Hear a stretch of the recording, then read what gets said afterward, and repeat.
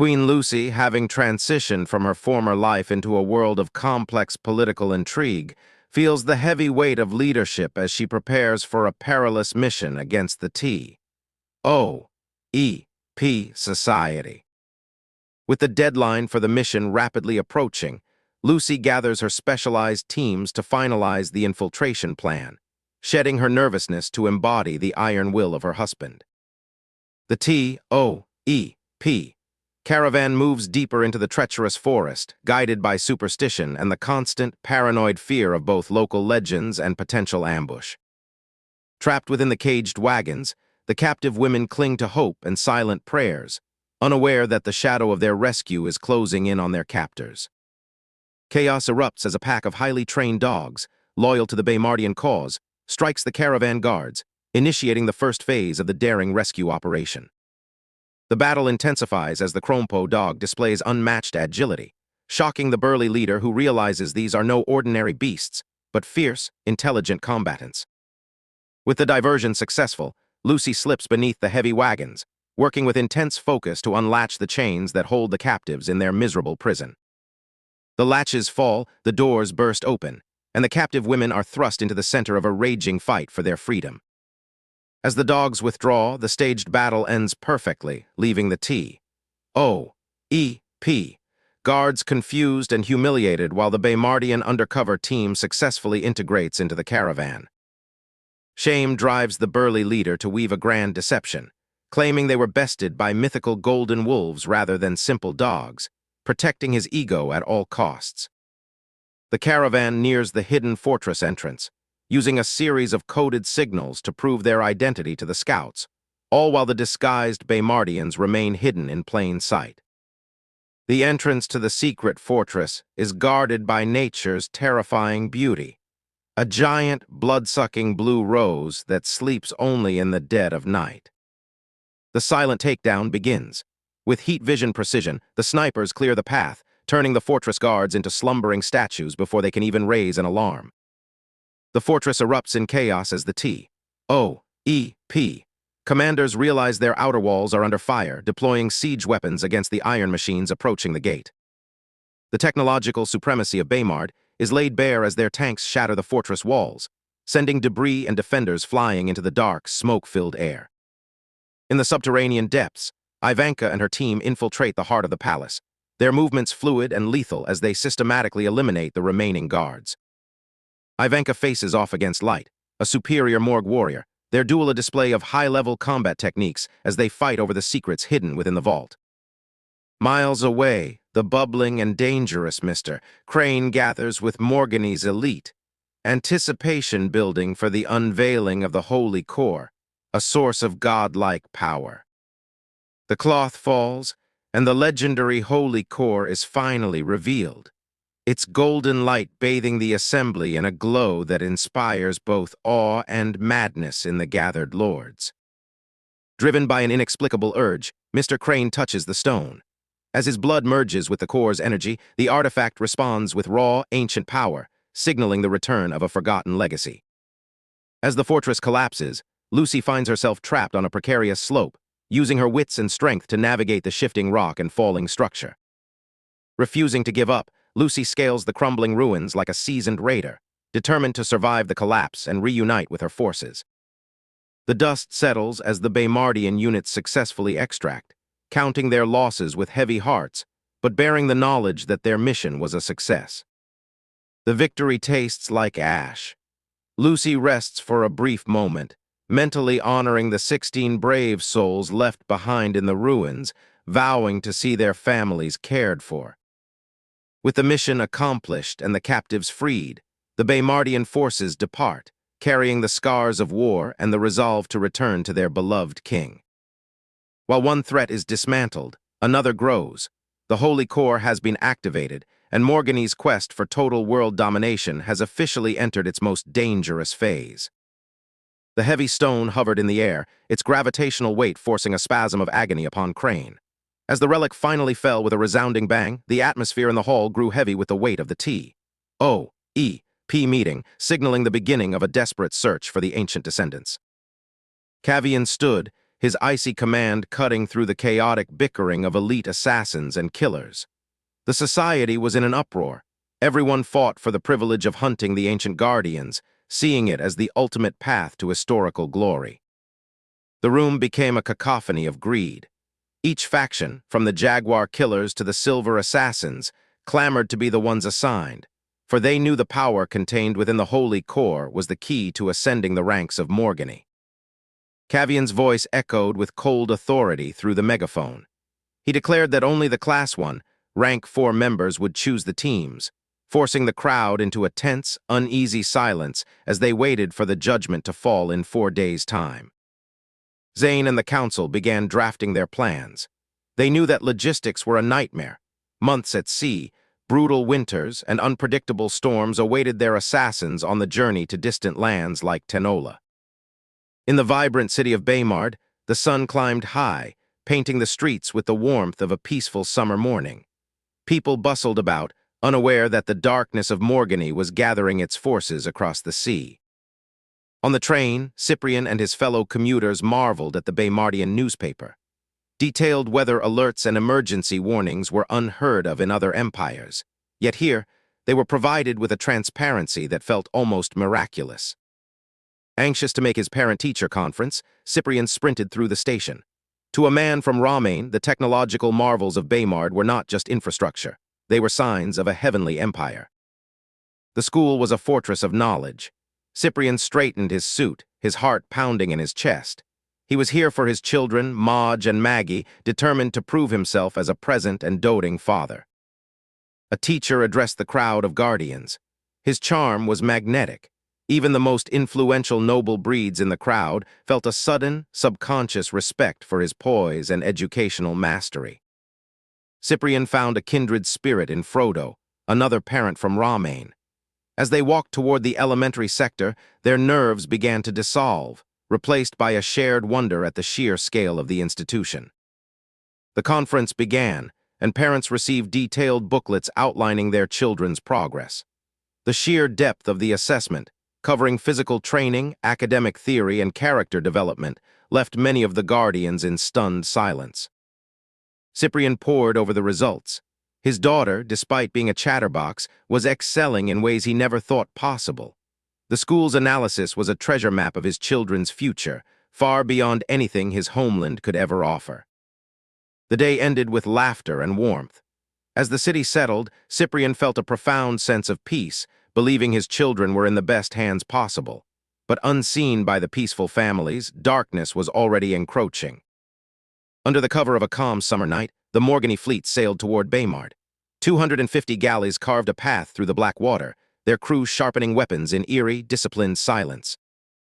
The legendary Red Beard, the Red Devil of the Seas, walked among his men. To them he was a mythical beast, a man whose stare could trap souls. He sought revenge for Nopline, and he would have it. The commanders gathered. Marcus Perquo and Benvolio Higgins awaited the Red Devil's presence. They finalized their strike plan, hit the coastal districts hard, seized the walls, and turned Baymard into a slaughterhouse by dawn. The peace was shattered. Lieutenant Jonah watched the heat vision telescope as the massive fleet emerged from the dark. With a primal yell, he struck the emergency button, flooding the Coast Guard network with the alert of an invasion. Admirals Gary and Trey moved with the speed of thunder. They mobilized the entire Navy and Coast Guard, ordering a total lockdown of the capital. The invasion had begun, and the odds were stacked dangerously high against them. Lucius was ripped from his sleep. In a blur of movement, he dressed and left a note for his wife, his heart heavy with the weight of the coming conflict, yet burning with the singular need to defend his people. The streets of Baymard transformed. Police lines stood firm, holding the boundary between the coastal war zone and the heart of the city. The city held its breath as the sirens began to wail across every district. Beneath the black waves, Baymard's secret defense emerged. Submarines moved like silent sharks, positioning themselves to strike the pirate ships from beneath. The counterattack was perfectly orchestrated, and the enemy was entirely unaware. Within the dark belly of the pirate galleys, chaos erupted in silence. Dennis and her marines moved like specters, using fog and precision strikes to dismantle the enemy's leadership, one bullet at a time. Above the waves, the sky rained death. Baymardian soldiers dropped from hot air balloons, their parachutes acting as wings, turning the deck of the pirate galleys into a frantic killing field. Redbeard dove into the freezing water, intent on scouting the defenses himself. His heart screamed warnings, but his ego and his gluttonous greed for the Baymardian technology drove him forward toward the sandy shore. He reached the first guard post. Seeing the guards inside ostensibly drinking and sleeping, Redbeard felt his earlier dread wash away, replaced by the dangerous arrogance of a predator who thought he had outsmarted his prey. Lieutenant Wayne watched from within the Doomsday locker. The morgues were advancing, unknowingly walking into a death trap designed to tear them to pieces. The order was given, prepare to engage. The Doomsday lockers roared to life. Machine gun fire ripped through the ranks of the charging morgues. It was not a battle, it was a total slaughter, and the sand of the coastal district turned crimson. Redbeard stood amidst the carnage, his mind failing to comprehend the sheer scale of the destruction. His pride was shattered, yet his greed grew deeper. He was determined to steal the secrets of these weapons, no matter the cost. Warrant Officer Chu descended from the clouds, his heart firm and eyes scanning for targets in the chaos below, unaware that the Baymardian forces were about to face a brutal trap. Disaster struck as enemy archers unleashed explosive arrows, forcing a mid-air maneuver that sent the soldier plunging into the treacherous harbor waters below. Beneath the surface, salty water seared the open wound on his shoulder, while the scent of blood drew dangerous sea creatures, pushing the officer to his absolute physical limit. Just as the darkness of death began to close in, a silhouette appeared in the murky depths, a comrade rushing to provide life-saving oxygen to the drowning officer. Aboard the deck, the pirate known as Hopkins watched the Baymardian tactical assault, trying to decipher the secrets behind their bizarre, lethal weaponry. Lieutenant Adam maneuvered with practiced precision, his eyes locked on the prize. He was determined to bring the pirate captain in alive for questioning. The fearsome pirate Redbeard gripped the metal with brute strength, his eyes burning with a desperate hunger to taste the victory he felt slipping from his grasp. Despite his iron-fisted technique, the metal of the Baymardian fortress refused to yield, driving the pirate captain to the brink of insanity as he howled for a fair fight. With a mountain of luck, Redbeard navigated the field of fire, his greed for the Baymardian technology far outweighing his fear of death as he crawled toward the guard posts. The supposed haven of the guard post stairways turned into an amusement park slide, sending the pirates tumbling onto the sand as the Baymardian trap sprung shut. Back at the palace, the monarch Landon Barn suffered the quiet torture of administrative paperwork, trapped by secretaries who wouldn't let him leave his desk for months.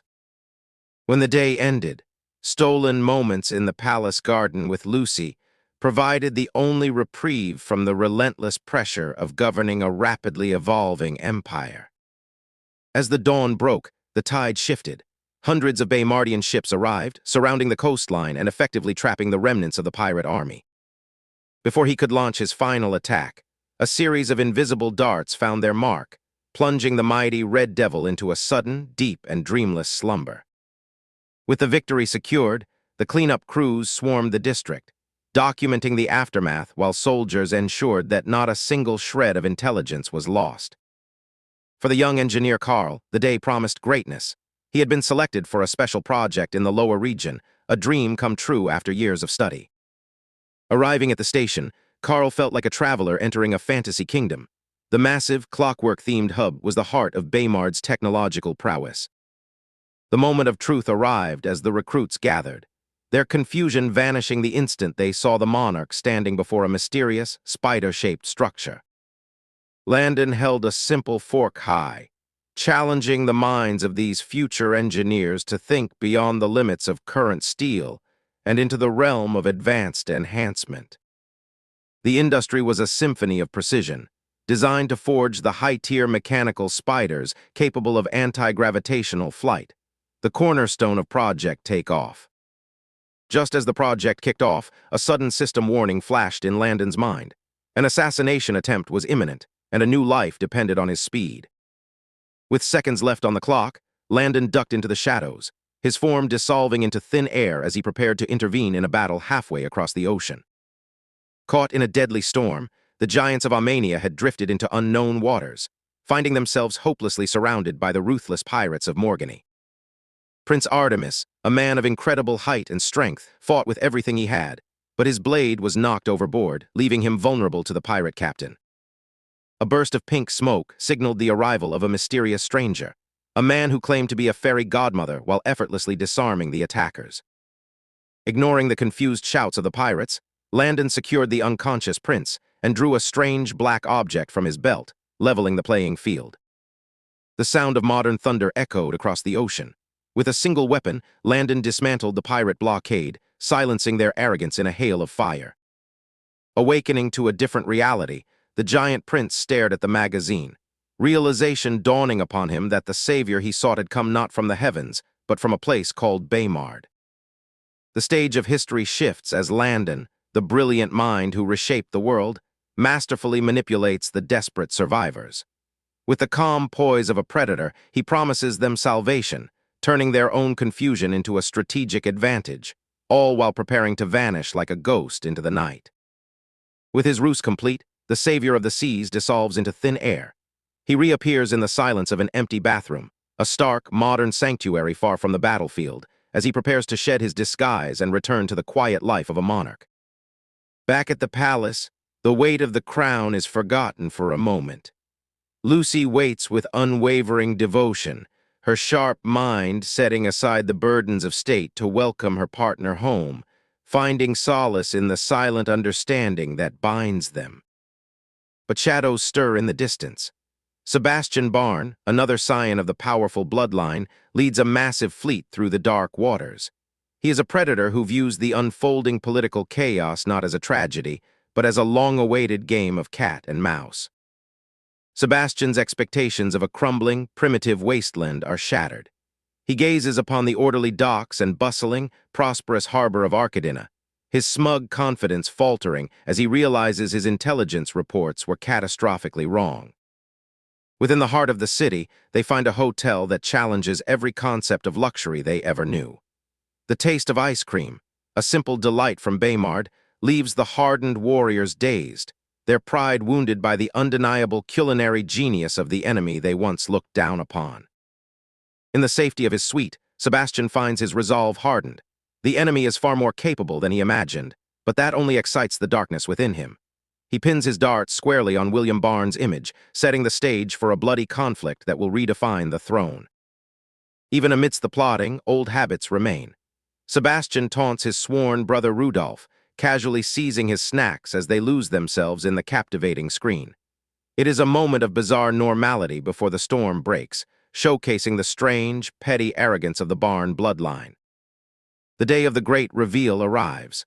Overseer Yusha, the head of the academy, stands beneath the colossal arches of the new airport. It is a monument to human ingenuity, a place where history will be carved into the clouds themselves.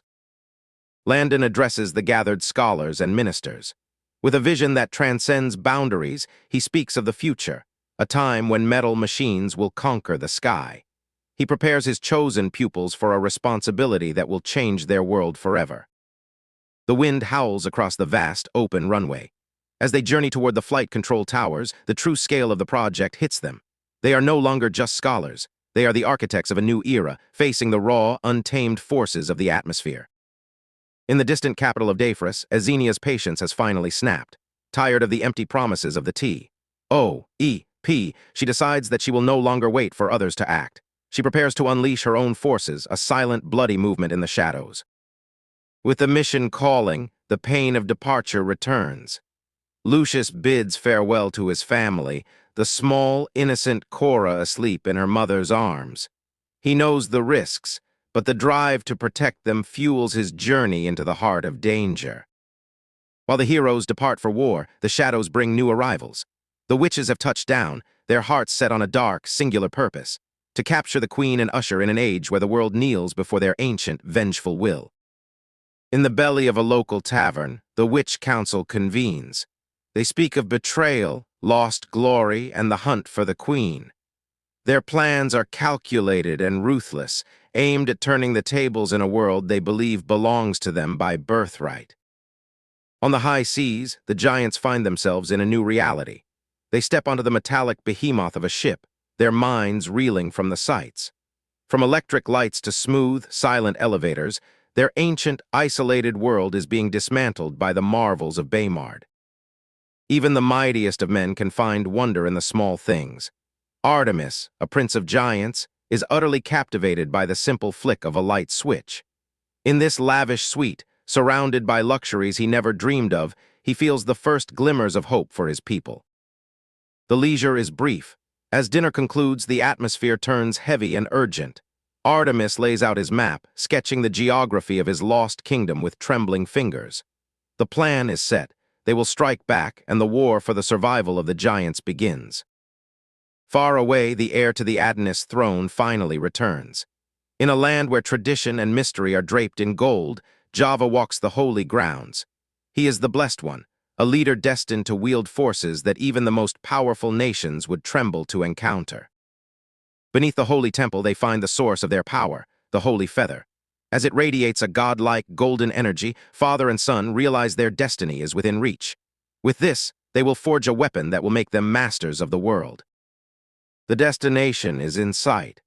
The ships approach the ancient, rugged coast of the giants, the mountains standing like silent sentinels. For Landon and his team, this is more than just a mission. It is the beginning of a conflict that will test the very limits of their technology. The tests are conclusive. The power of the golden water is undeniable. In the hands of his soldiers, it will turn armor into an impenetrable shell. Java's heart burns with the prospect of total conquest, confident that victory is not just near, but certain. While empires prepare for external war, Ashenara readies her internal purge. The capital of Dafris will soon know the weight of her betrayal. She does not care for throne rooms or diplomacy. She wants only the return of her beloved, and she will burn the world to get him. In the quiet of Karu City, Landon Barn watches the lights flicker. He is close now, the air thick with the coming conflict. His forces are positioned, his pawns are moving, and he feels the pulse of the kingdom as if it were his own heart, ready to be seized. The path forward is treacherous, but Landon's resolve is iron. He understands the dangers that lurk in the shadows, the witches, the giants, the usurpers, and his own blood. He prepares for the coming storm, knowing he is the only one who can navigate the tide. The giants return to their ancestral home, not as refugees, but as a vanguard. Artemis looks upon the land where his people were slaughtered, his spirit reforged in the fires of resolve. The time for hiding is over, the time for retribution has begun. For Java, the wait is almost over. The power he has harnessed is just the foundation, the throne is his destiny. As the coronation approaches, the shadows of his past and the brightness of his golden future blur, turning him into a force that will tear the continent apart. The witches move in the dark, their presence a silent blight on the city. They are ready to strike, their eyes fixed on the queen who stands in their way. Their malice is an ancient poison, and they are about to unleash it upon the world. The fleet arrives, breaking the morning silence of the giants' land. The warships are a sight of overwhelming power, a message that the time for silence has ended. The dawn of the war for Armenia has arrived, and the world holds its breath. The stage is set. Every player is in position, every weapon is sharpened, and every heart is heavy with the coming chaos. The storm of history is upon them, and only those with the will to survive will see the dawn of the new world. The journey had been long, but the moment had finally arrived. Landon, the modern monarch of Baymard, felt the weight of destiny as his fleet closed in on the shores of Armenia. Across the decks, his forces were ready. This was the beginning of an unstoppable push to reclaim the Soma Empire. Landon stood before the gathered leaders, his face calm but focused. With the flick of a switch, a high-tech projection illuminated the room, leaving the local Armenian allies speechless at the sight of such sophisticated technology. He laid out the strategy clearly. The main force would strike river a coastal city, while scouting teams would fan out across the coast. Strict engagement rules were set. No one was to act without orders unless lives were at stake. Lucius addressed the final plans as the fleet navigated the boundary waters. The sudden, suffocating heat wave was a warning from Mother Nature herself, a signal that the dreaded second dry season was fast approaching. Far from the shores of Soma, in the Yadin Empire, the death watch for King Father MacLean had concluded. The air was heavy with gloom and the constant splatter of rain as the funeral raft was set ablaze. Sirius watched his father's funeral raft fade into the darkness. Beside him, figures like Queen Ivy and the remnants of the court stood in fake mourning, their eyes harboring hidden daggers for the throne. Ivy masked her wicked delight with a solemn veil. She had spent a lifetime weeding out rivals, and now, with the king dead, she and her allies felt the board was finally set for their ultimate conquest. Back in the war zone, the countdown had begun. It was time. The fleet prepared to break apart, their goal absolute, to dismantle the Adonis intruders hidden within the Soma Empire. Artemis looked at Landon, his voice trembling with emotion. He thanked his brother for the help, realizing that without Baymard's strength, he would never have stood a chance at reclaiming his home. Beneath the waves, the secret infiltration had begun. A swarm of silent, modern submarines glided through the depths, undetected by the Adonis patrols moving on the surface above. Lucius and his team monitored the radar, moving with the precision of ghosts. They passed directly beneath the enemy patrol vessels, waiting for the signal to strike. High in the trees, the Adonis scouts bragged of their conquest, unaware that every word was being picked up by Baymard's high-tech directional microphones. Their time was ticking away. Lucius breached the surface, his movements as fluid and silent as a crocodile. It was time for the ground team to make their move and secure the beachhead before the sun could rise. The infiltration was ruthless. One by one, the Adonis scouts were silenced before they could even think to raise an alarm. The beachhead was secured, and the Baymardians prepared to advance into the heart of the territory. On the water, the patrol ships were boarded in seconds. Avril and her squad moved with deadly efficiency, incapacitating the guards before they could reach their massive signal torches. The main force was unleashed. Heavy military trucks and tanks rolled out from the ships and into the dense Armenia forests, their engines humming with restrained power. Back at the central estate, Cardinal Yu watched the horizon with growing unease. His scouts were returning, their faces white with terror, bearing news of iron monsters that defied all known logic. Battleford Ezekiel, the man known as the Punisher, felt his world crumbling.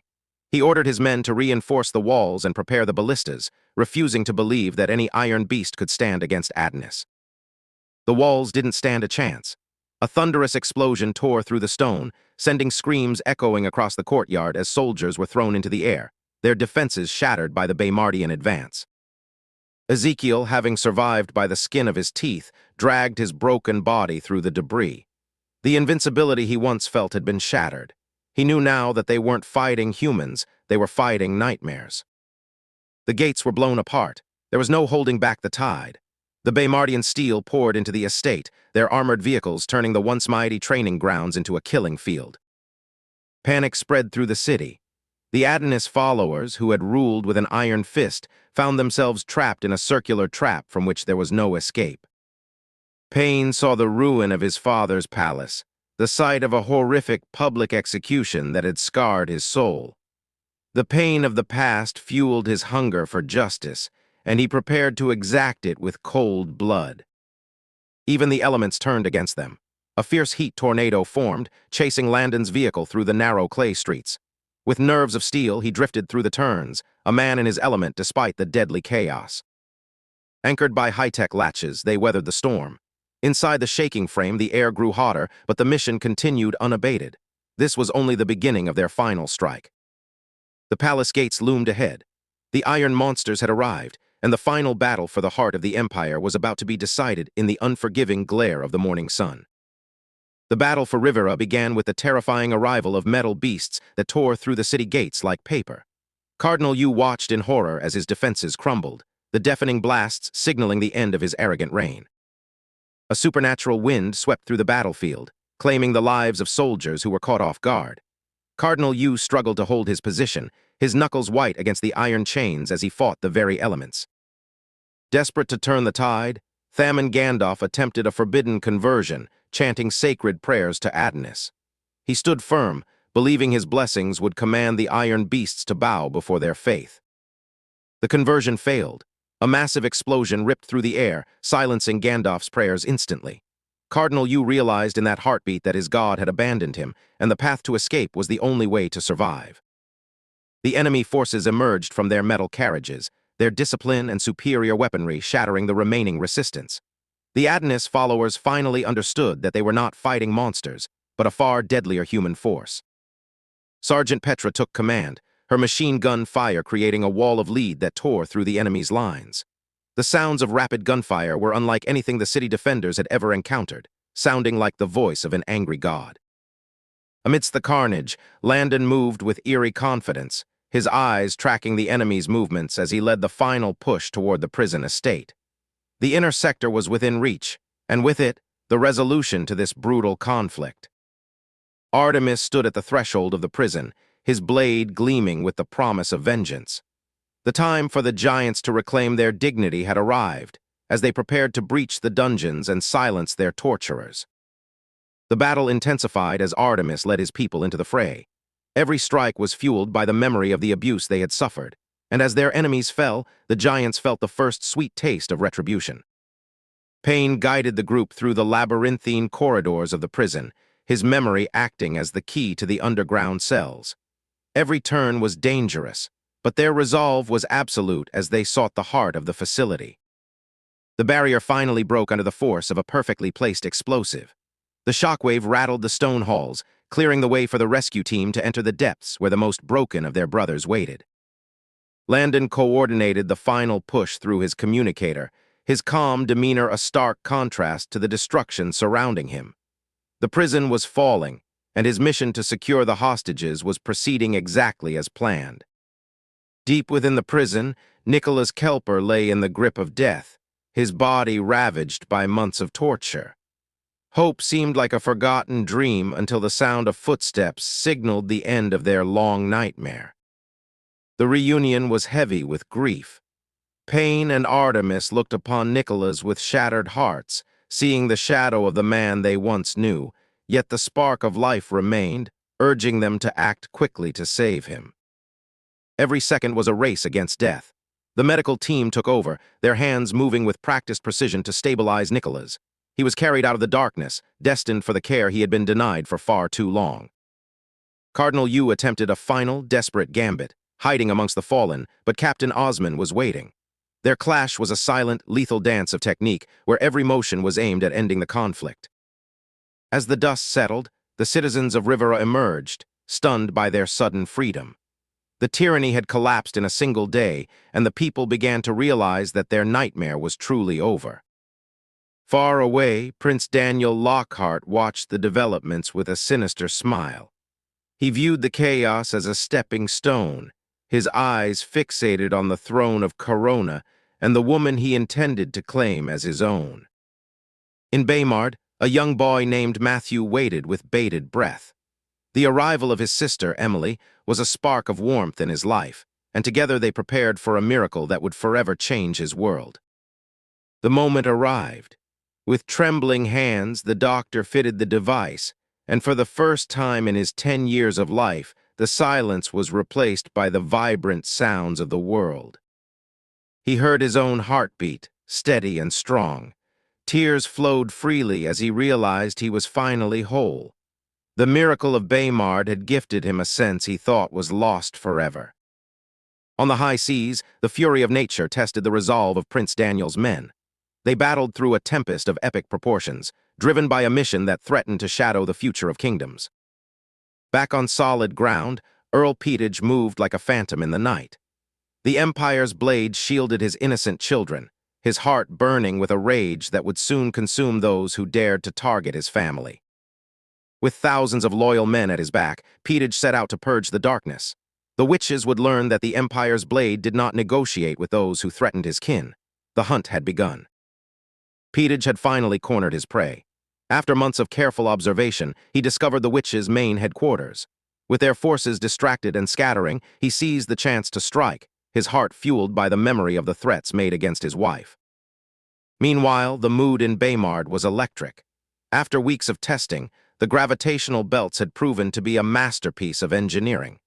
The military was eager to embrace this new era of aerial warfare, even if they were still learning to master the heights. Proud of her son's genius, Mother Kim remained composed despite the constant pestering of her secretary, Ramsey. Duty called, and she was expected at the merchant conference, a commitment she could not afford to miss. As the rain lashed against the carriage, Mother Kim shifted her focus to the future. A critical rescue operation for the last known birds of their kind awaited her in Arcadina. It was a perilous journey, but necessary. While royalty traveled, shadows moved. 6 men, posing as visitors, arrived at the gates of the West Persona prison. They had one target in mind, the legendary inmate known as the Baker Marlowe Jones. The prison security was unforgiving. Despite the bureaucratic hoops and the intense scrutiny of the guards, the group pressed on, securing a brief 5-minute visitation window with Marlowe Jones. They finally reached the heart of the prison. Inside his luminous white cell, the infamous Baker Marlowe Jones remained a terrifying specimen of strength, still training with ferocious intensity despite his confinement.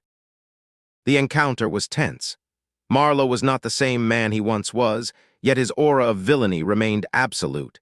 He dismissed their rescue attempts, knowing the prison was far more secure than they could ever comprehend. Across the continent in the Tsar Empire, the atmosphere was far more chaotic.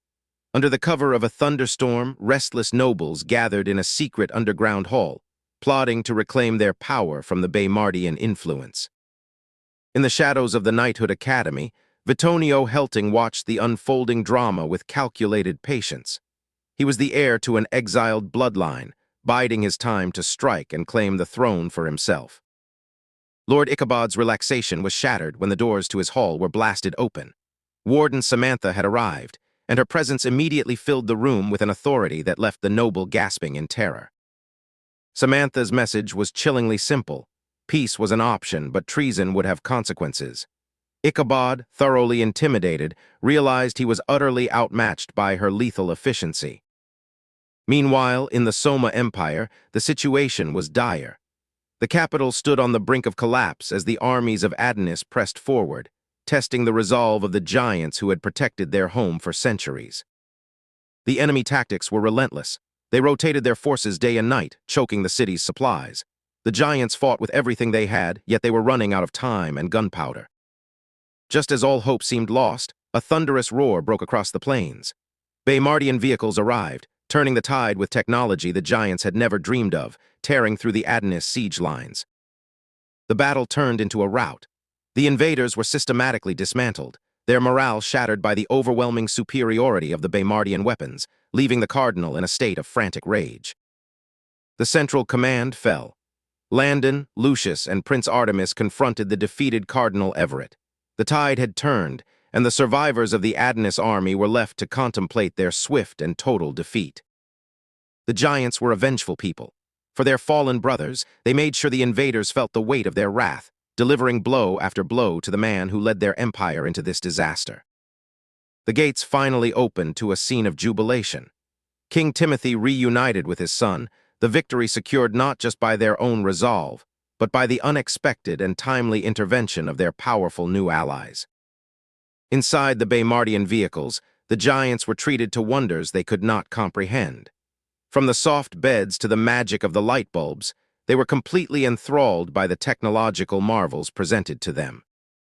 The arrival at the palace was a triumphant parade.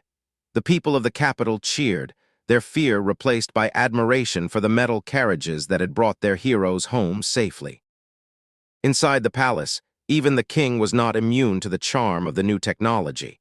He found himself utterly fascinated by the mirror, a device that reflected his nobility with unprecedented clarity. Meanwhile, back in Douglas City, the Grand Trigon Hotel was in a frantic state of preparation. Queen Lucy was expected, and the establishment was pushing itself to the limit to meet the standards of the Baymardian visitors. Lucy arrived, the center of all attention. Her grace was effortless, capturing the hearts of both her own guards and the curious onlookers who had gathered to catch a glimpse of the Baymardian queen.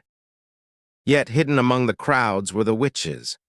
They watched Lucy with cold, calculated eyes from their room above the entrance, waiting for the perfect moment to execute their revenge. But Lucy was being watched by more than just the witches. From another window, Sebastian observed her with a strange, dark intensity, his mind already spinning plots to make the queen his own. As the sun set over Douglas City, the stage was set for betrayal and intrigue. With the treaty signed and the future of 2 empires hanging in the balance, No one realized how close the storm truly was. Queen Lucy, having secured her path forward, arrives at the grand crystal suite in Arcadina. The era of plumbing is new, and the innovative Baymardian waste system brings a quiet, sanitary revolution to a world long accustomed to squalor. Despite the luxury, the weight of her crown feels light today. As she relaxes in the steam, the queen feels the quiet hum of progress in her belly, a new life growing, reflecting the expansion of her influence. Morning breaks, and the city is electric. Baymard's influence has turned the drab, gray streets of the past into a tapestry of color and commerce, as the people scramble for their favorite exotic breakfast dishes. The air is cold, but the crowd's energy is boiling. Everyone is heading to the rescue site, a massive undertaking planned for months to save the rare, prehistoric four-limbed birds trapped by a landslide. The moment of truth arrives at 11 a.m. A sea of eager volunteers gathers, ready to dig until the rare creatures are set free. The rewards, vouchers for luxury travel, and the fabled manhole of adventure drive them forward. The black powder explosions clear the path with thunderous force. As the earth gives way, the volunteers sweat under their heavy gear, fueled by the promise of Baymard gift cards and the thrill of the adventure. While the world works for the birds, dark forces watch from the shadows. The witches, frustrated by the speed and armor of Lucy's transport, plot a new ambush for her return journey, desperate to infiltrate Baymard's secrets. In Baymard, the focus shifts to the sky. A new academy rises in District B, a monument to human ambition where the earthbound dream of flight is about to become reality. Among the crowd of recruits, young Julia and the bubbly Alina wait, their hearts racing.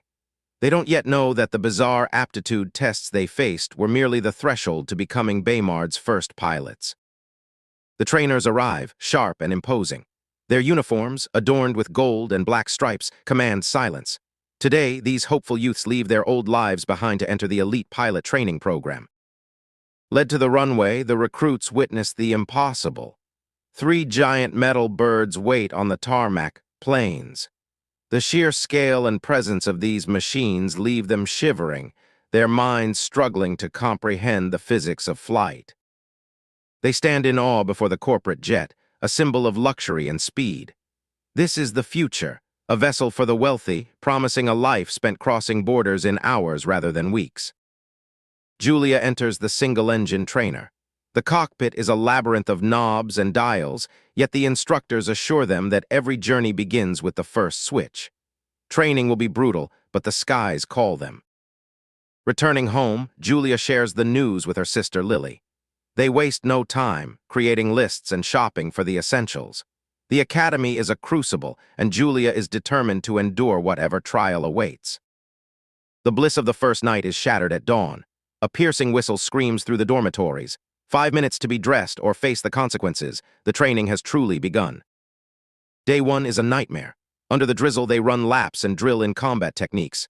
It is not just flying. They are being forged into guardians who can protect both their passengers and their metal birds. Far from the academy, a different war is won. Landon, having secured the treaty with Armenia, feels the weight of his mission settle. He prepares to return, his reach now extending across the continent. In Armenia, the magic of the portrait box consumes the people. Timothy and his ministers, now bound by treaty, prepare to send their best minds to learn in Baymard, trading their isolation for the secrets of progress. The treaty is formalized. Armenia's representatives look upon Landon's technology with hunger and respect. They have seen the future in the glass screens and the siege weapons. Now they claim their place in the new world. Victory comes with a price. The system issues a new side mission: contact the hidden continent of Kalangia and save the first prince. Failure is not an option. For the host, it is literal death. Chaos erupts in Corona. Santa and little Gwen have vanished again, drawn by the siren call of the new airport. Penelope, heavy with child, leads the search with the young and eerily mature Oliver by her side. Santa wakes in the cold dark, his niece stolen from his side. Bound by heavy iron, he forces his muscles to do the impossible. He is no mere bumbling uncle, but a man who knows the cost of failure. The kidnapper reveals himself, Daniel Lockhart, a prince of Daffarin and an obsessed suitor. He believes he can claim the queen, but he has grossly underestimated the man he calls a fool. The reunion is a ruse. As the guards bring the battered child in, the uncle and niece lock eyes. A signal is passed, a plan formed in the heart of the enemy's den. Violence explodes. With a sudden burst of movement, Santa breaks his shackles and strikes. 4 seconds are all he needs to dismantle the guards, leaving a trail of broken bones and silenced enemies. Daniel expects a fair duel, but he meets a brawler who plays dirty. A strike to the eyes, a crushing blow to the manhood. The royal prince collapses in agony, his pride shattered by a man he deemed a worthless worm. Santa skinning a guard's face to form a disguise, they navigate the halls. They walk past the very men who sought to capture them, their confidence and impenetrable armor as they flee toward the surface.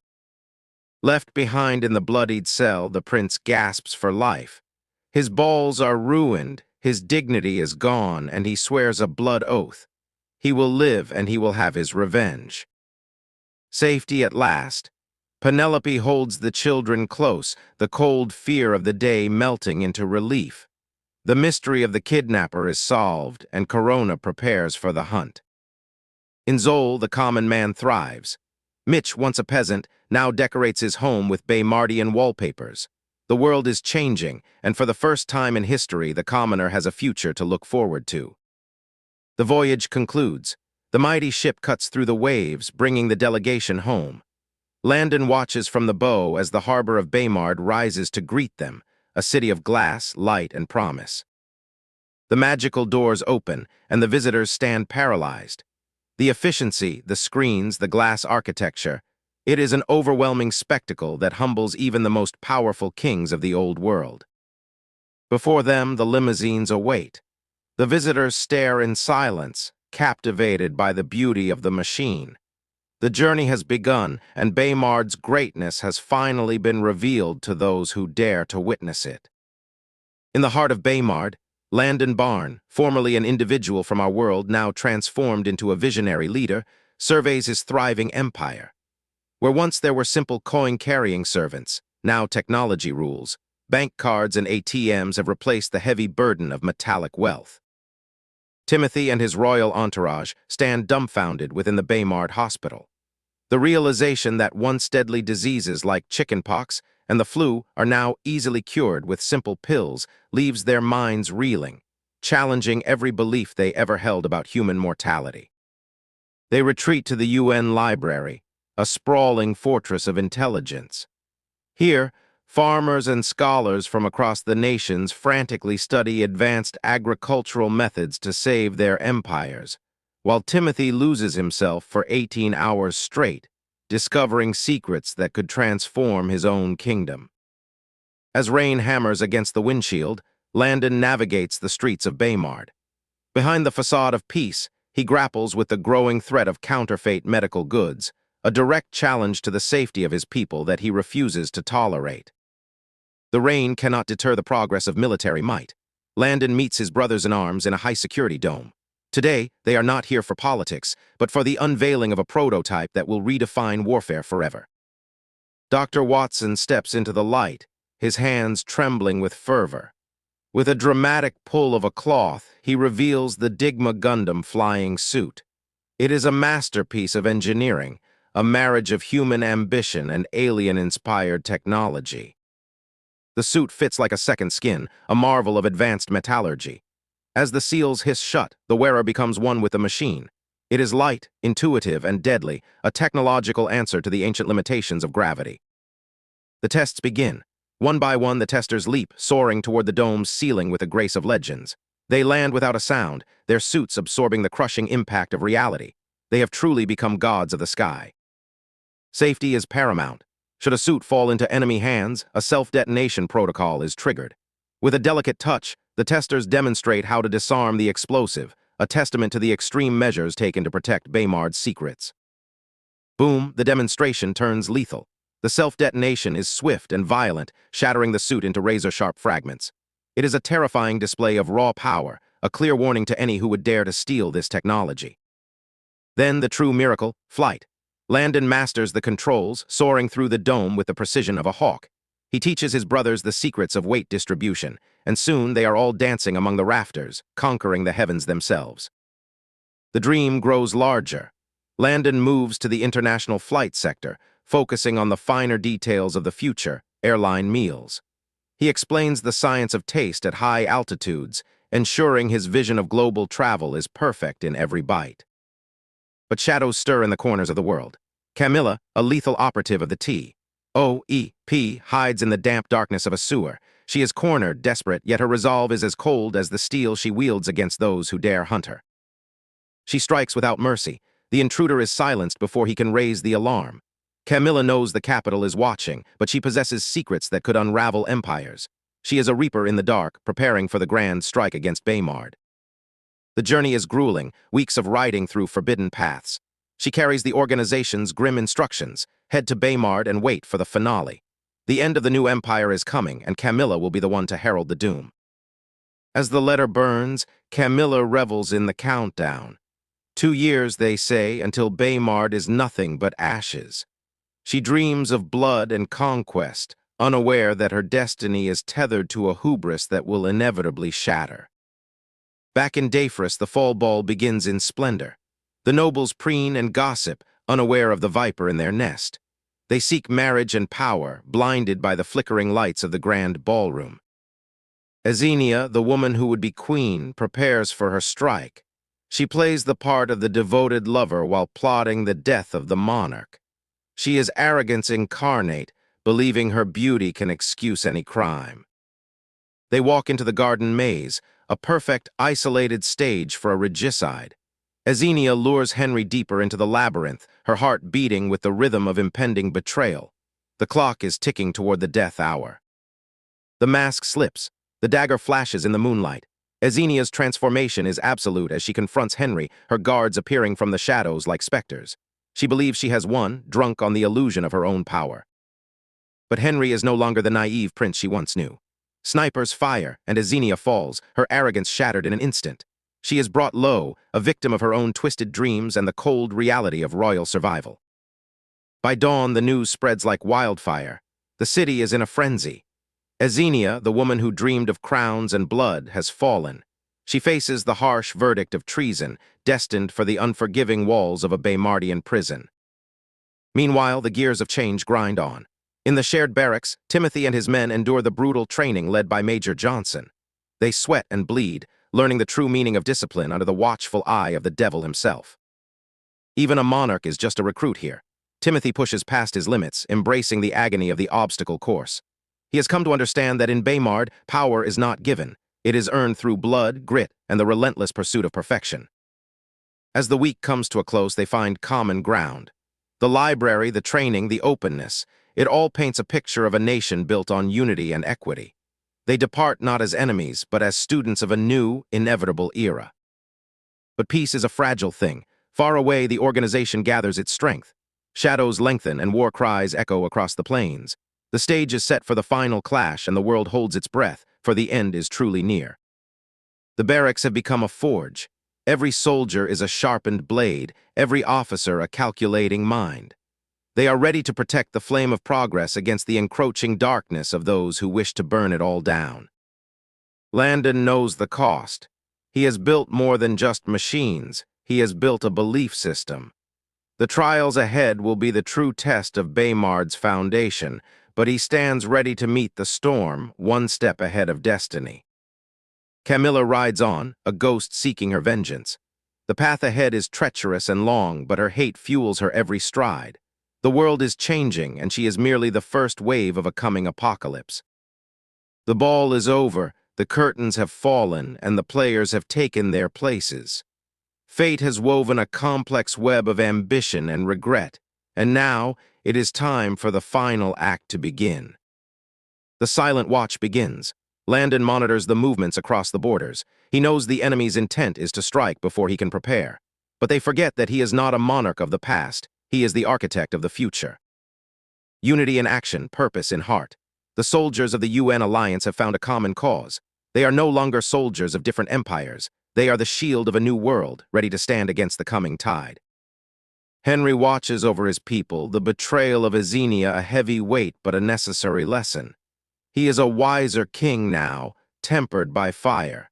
The old guard of treachery is fading, and he prepares his nation for the battles to come. The foundation is set. The heroes are training, the enemies are converging, and the destiny of nations hangs in the balance. Landon Barn knows that the greatest chapters of this history are yet to be written. The stage is set. Let the future unfold. Petage and his men storm the witches' fortress, a long-awaited revenge fueled by past betrayals, with the thunder echoing their call for blood. The battle is fierce, and even when a horse falls, the resolve of the warriors remains unbreakable as they fend off the desperate attackers. Surrounded by men in the forest, the stronghold is cut off from all sides. There will be no escape for the witches who have planned their dark deeds for years. Inside, the witches panic, realizing their superiors are absent and the invaders have arrived at their doorstep. In a desperate, delusional attempt to save themselves, the women shed their clothes, believing their beauty will distract the men from their wrath. The doors burst open. Petage stands unswayed by the sight before him, his focus purely on the mission as he commands the search. Despite their nudity, the witches maintain an arrogant air, expecting the men to succumb to their wiles, but Petage is no ordinary man. The seduction fails completely. The confusion in the women's eyes grows as their beauty yields no response from the cold, determined leader. Petage reveals his motive. This is not about conquest or pleasure, but a deep-seated retribution for the harm they inflicted upon his wife. One woman attempts a final gamble, trying to use her magic fingers to sway him, unaware of the trap she has walked into. The moment is broken by a sudden, precise strike. An arrow pins her hand, the pain shattering her composure instantly.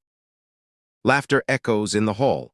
The witches finally realize their folly. They have underestimated a man whose heart burns with revenge. The first location is decimated. Petage orders his men to finish the job quickly, knowing this is only the beginning of their crusade. Far away, another team of Baymardian infiltrators works under the guise of simple laborers, delivering goods to a plantation estate. Under the cover of night, the Baymardian agents drop their charade, their true identities and professional discipline surfacing in the dark. Stealth is their greatest weapon. They navigate the terrain with the precision of ghosts, masked by the heavy rain and fog. Arriving at the site, they find the aftermath of a massacre. The bodies of the witches suggest a much larger force is at work. Just as they begin to search, a figure emerges. It is a woman, calm and waiting as if she knew they would come. Bury is stunned. The woman before him is supposed to be dead, yet she stands alive and well, holding secrets that could change everything. Meanwhile, the legendary assassin Death receives a challenge. Far from being afraid, he finds the audacity of his challenger exhilarating. He accepts the challenge for a duel to the death, viewing the mystery surrounding his unknown opponent as a game to be played. Back at the academy, anxiety reaches its peak. Students across the empire hold their breath as final semester grades are about to go live. The results are out, and for Raven, the success brings a flood of joy and relief as she realizes she has surpassed her own expectations. The holiday spirit takes over. Across the city, the Christmas stampede begins, with crowds scrambling for decorations as the festivities draw near. As the year nears its end, Landon prepares Tilda for her destiny. It is time for her to return to her homeland and reclaim her throne. In Dafferin, the situation reaches a boiling point. The monarch's fury rages as he discovers his son and crown prince are missing. Daniel flees toward Dafferin, his body broken and his pride shattered, nursing a vengeful plan to overthrow his father and secure his power. Using ancient message taming skills, Daniel coordinates his escape, keeping his movements hidden from the eyes of his enemies.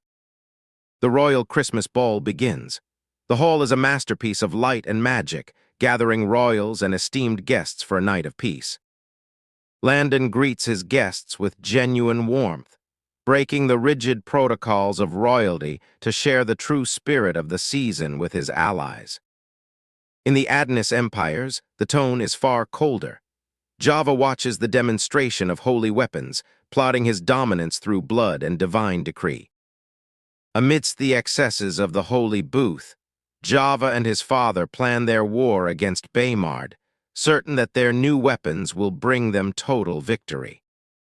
Deep within the shadows of a grand hall, Java addresses his followers, revealing the bitter truth of their failing war efforts. The scouts are gone, lost to the unforgiving cold and the relentless Baymardian fleets. Now they must shift their focus to the one target that holds the key to world domination, Baymard itself. The spirit of Adonis is invoked. Amidst the silence of the assembly, the masked leader claims the blessing of the holy god. A promise is made. Before the 4th month of the new year, a mighty, unprecedented army will descend upon Baymard to claim its technological throne. Beneath the mask of loyalty lies a man torn. Illegitimate Graymond knows the true danger of the weapons he has seen. A hidden spy for Morgany, he recognizes that if these divine instruments fall into the hands of the holy heir, the cause of freedom will be extinguished forever. Returning to his estate, Illegitimate is greeted by a legion of subservient staff. He plays his role as a faithful servant of Adonis perfectly, hiding his true intentions behind a veil of calm. Yet, as the doors close, the facade begins to crack. He retreats into his private sanctuary. The water is warm, but his mind remains cold with the heavy burden of his secret. He is preparing for the darkness, knowing he must reach out to the rebellion before dawn breaks. The estate falls into a heavy, unnatural silence. Illegitimate sheds his masterly garments, donning a hood and a black mask. He vanishes into the hidden passages beneath his home, a ghost in the belly of the holy capital. In the cold depths beneath the city, the rebellion gathers. They are scarred, rugged, and desperate. They verify each other's identities with secret symbols and coded language, knowing that a single mistake could cost them their lives. Illegitimate breaks the silence. He describes the weapons of the holy grounds, weapons capable of slicing through armor like butter. The rebellion is shaken. They realize the holy heir's power is not a legend, but a terrifying reality. Days later in the Huljan forest, the wind carries the chill of an impending execution. Death arrives for the challenge. He moves with silent precision, his men lingering in the shadows of the suffocating, branch-intertwined trees. The two assassins meet. Death in black, his opponent in dark blue. A competition to the death begins, governed by an ancient code of honor. No cheap shots, no poisons, only skill and steel in a test of pure lethality. Ghost is strong, a beast of a fighter. He forces Death into a defensive dance, his ripple-blocking technique catching the Pino assassin off guard. For the first time, Death feels the weight of a true equal. Blood stains the snow. The backlash of Ghost's brutal strength leaves Death wounded and gasping. But as the pain blooms, something shifts within him. His eyes go dead. The unhinged, cruel version of Death has awakened. With a ruthless strike of the three-headed snake, Death pierces Ghost's defenses. The battlefield turns silent as Ghost staggers, wounded, realizing this Pino rat is far more dangerous than his masters had warned him. Ghost fights back with desperation, his intestines nearly exposed to the biting winter cold. He ties his robe in a frenzy, his arrogance crumbling as Death's bizarre, shameless, yet lethal techniques chip away at his life force. Anything goes. As Ghost raises his sword for the killing blow, invisible forces strike him down. Arrows, sorcery, or something else.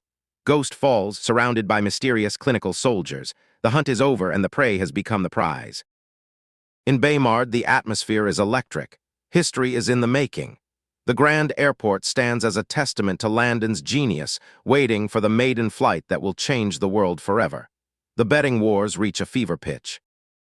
Landon watches the crowds, knowing the weight of his legacy.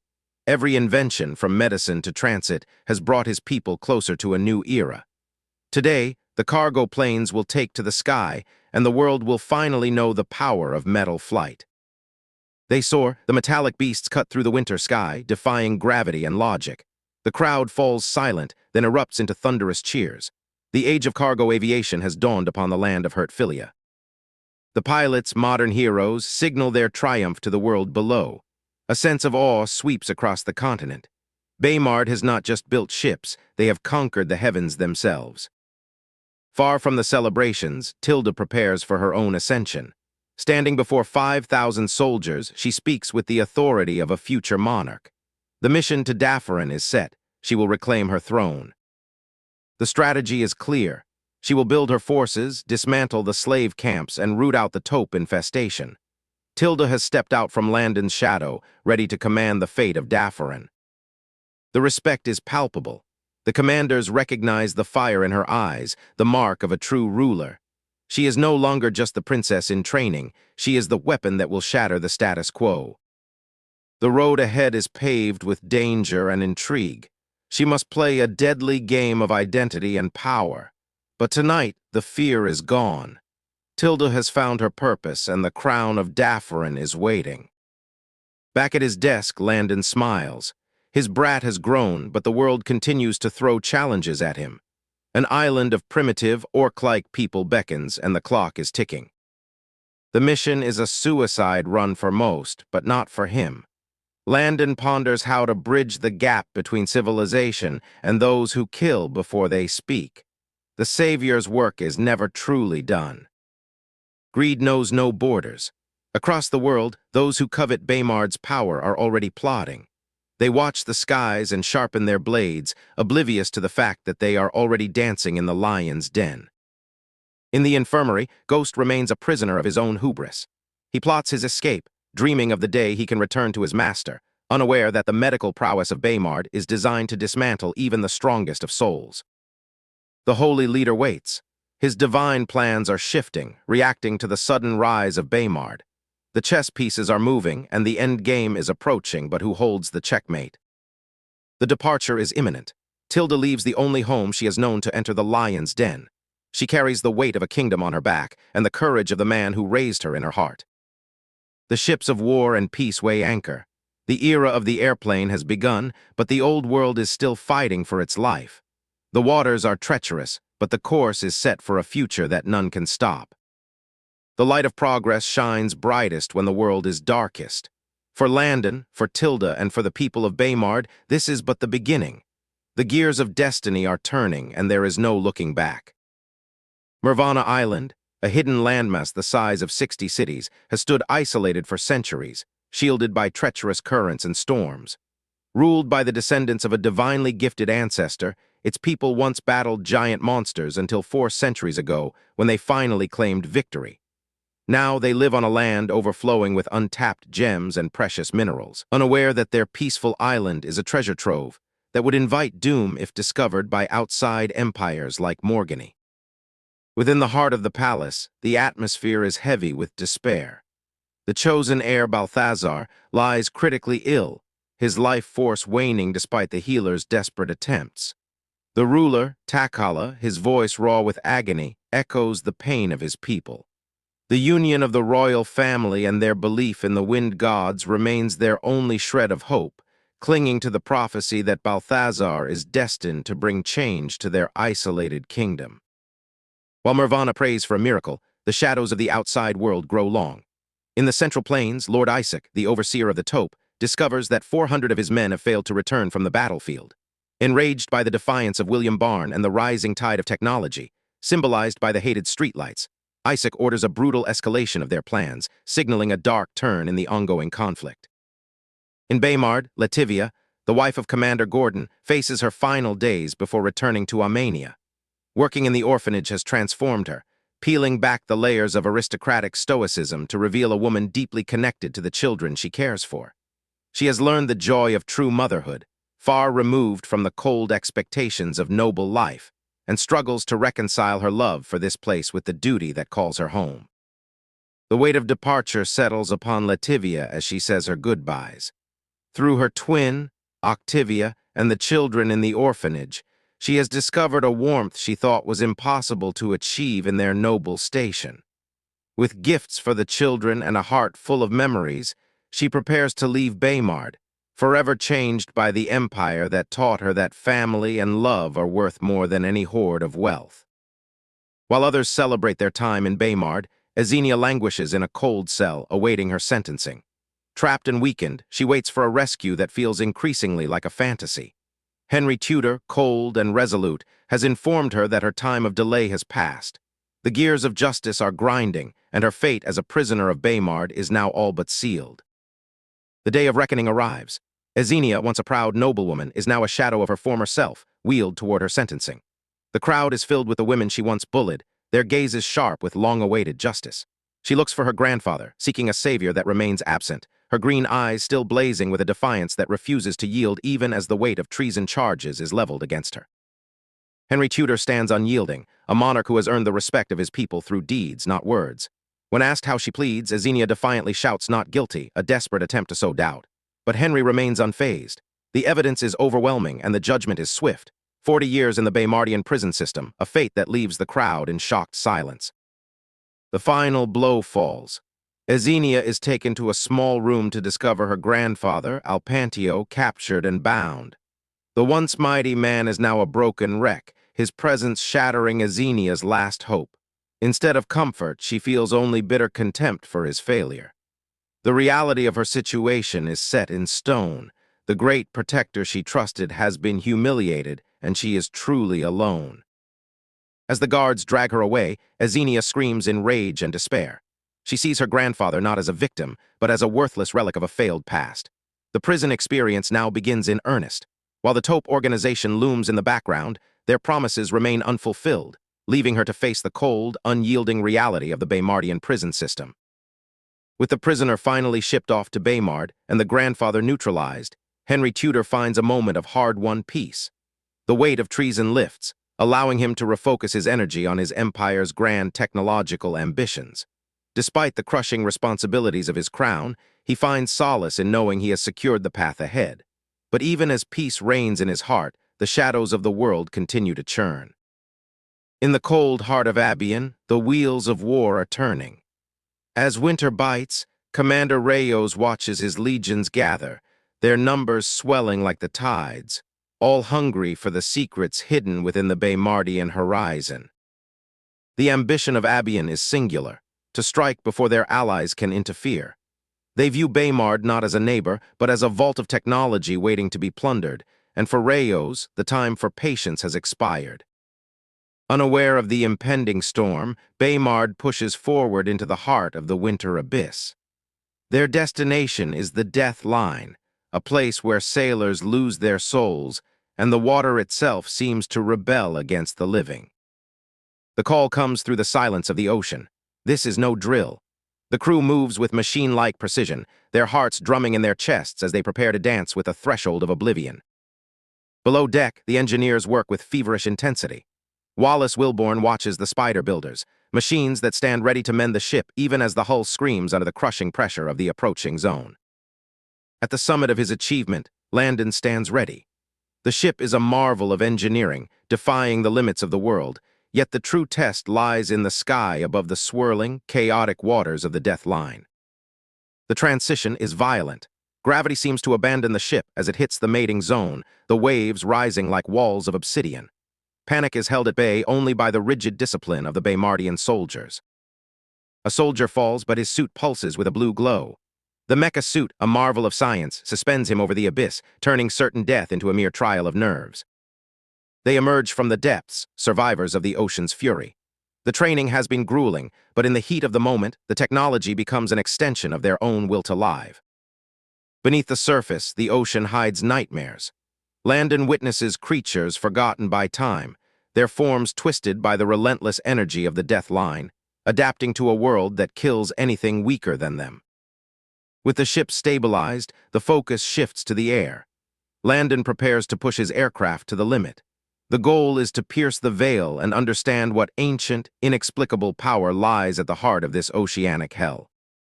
The takeoff is a gamble. Wind shears batter the aircraft, the chopper shaking violently as it climbs. Landon grips the controls, pushing against the very weight of the atmosphere itself. Miracle of miracles, the air above is stable. The Death Line's fury is a beast anchored to the deep, and in the quiet of the upper atmosphere, the chopper finds its sanctuary. The testing continues. Landon drops a sensor-laden dummy into the fray, recording the destruction in real time. The results are sobering. The Death Line is a machine of pure, unadulterated carnage. Underwater, the battle for survival rages. Landon maneuvers the remote suit, fighting a savage creature that has lived in these waters for eons, gathering vital data with every strike and evade. The suit is ruined, but the prize is secured. Landon secures a biological specimen, a living artifact of the Death Line, before banking back toward the safety of the main fleet. The fleet prepares for the next phase. Mervanna awaits. With hearts heavy with anticipation and resolve, the Baymardian forces take to the air, leaving the safety of the ships behind. The arrival in Mervana is a shock to the locals.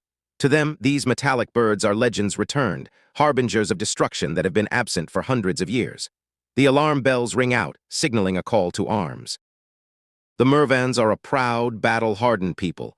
They see the aircraft not as technology, but as a threat to their sovereignty. They prepare to hunt, their hatred of giant beasts burning brighter than their fear. Ruler Takala watches from his obsidian throne. He is a man burdened by the failing health of his heir, and this sudden intrusion is both a terrifying mystery and a potential omen he cannot ignore. Night falls and the first contact begins. Landon presents himself, an emissary of peace, while Takala and his warriors surround the camp, weapons drawn, weighing the word of a stranger against the safety of their kingdom. The air is thick with tension. Landon speaks with a native tongue, surprising the ruler, and offers gifts that could change Mervana forever, medical salvation for a dying prince. Takala agrees to a flight, unable to resist the lure of the unknown. As the chopper lifts off, the weight of gravity and the thrill of the ascent transform his skepticism into wonder. From the heavens, the capital is transformed. The city glows like a constellation against the earth, a sight that rewrites Takala's understanding of the world below. The simplicity of the ruler is disarming.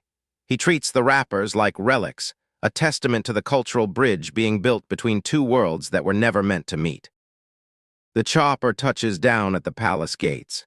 Peace is a fragile thing, but as the soldiers lower their bows and spears, the first step toward an alliance has been taken. Lifiork works to keep the peace as the incredible flying machines of Baymard arrive in Mervana.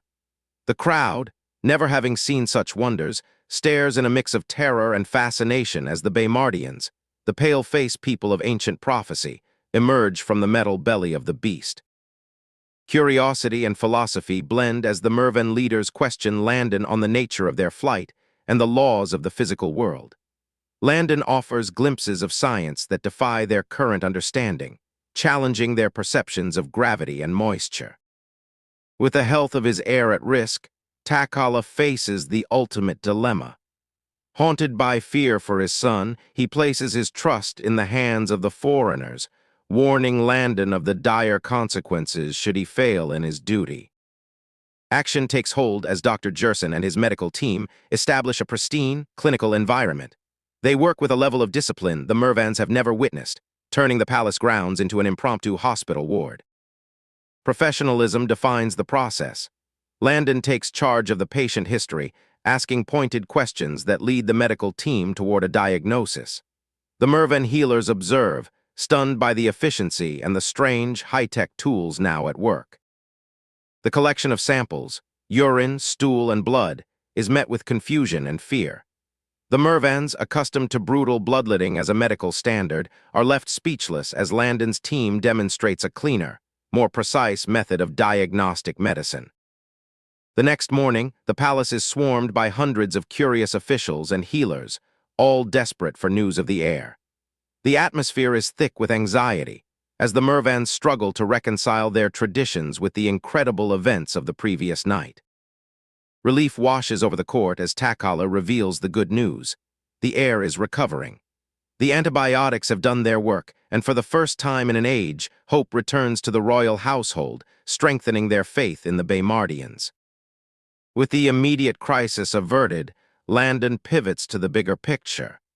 He warns the assembly of the dark threats looming in Morgany and Adonis, forces that aim to enslave and bully the world, setting the stage for a new, desperate alliance. The focus turns to the gifts of peace. Amrys, the king's wisest aide, is captivated by the sheer quality of the Baymardian goods. Watches, papers, and pens appear like treasures from another realm, mesmerizing the high-ranking officials. The watches, with their precision and beauty, trigger a frenzy of excitement among the royals. They haggle and scramble for the limited edition pieces, fascinated by the moving hands and the ability to track time with such effortless style. The final gift is revealed, the TV. The palace candles are blown out and a giant glowing image appears on the wall.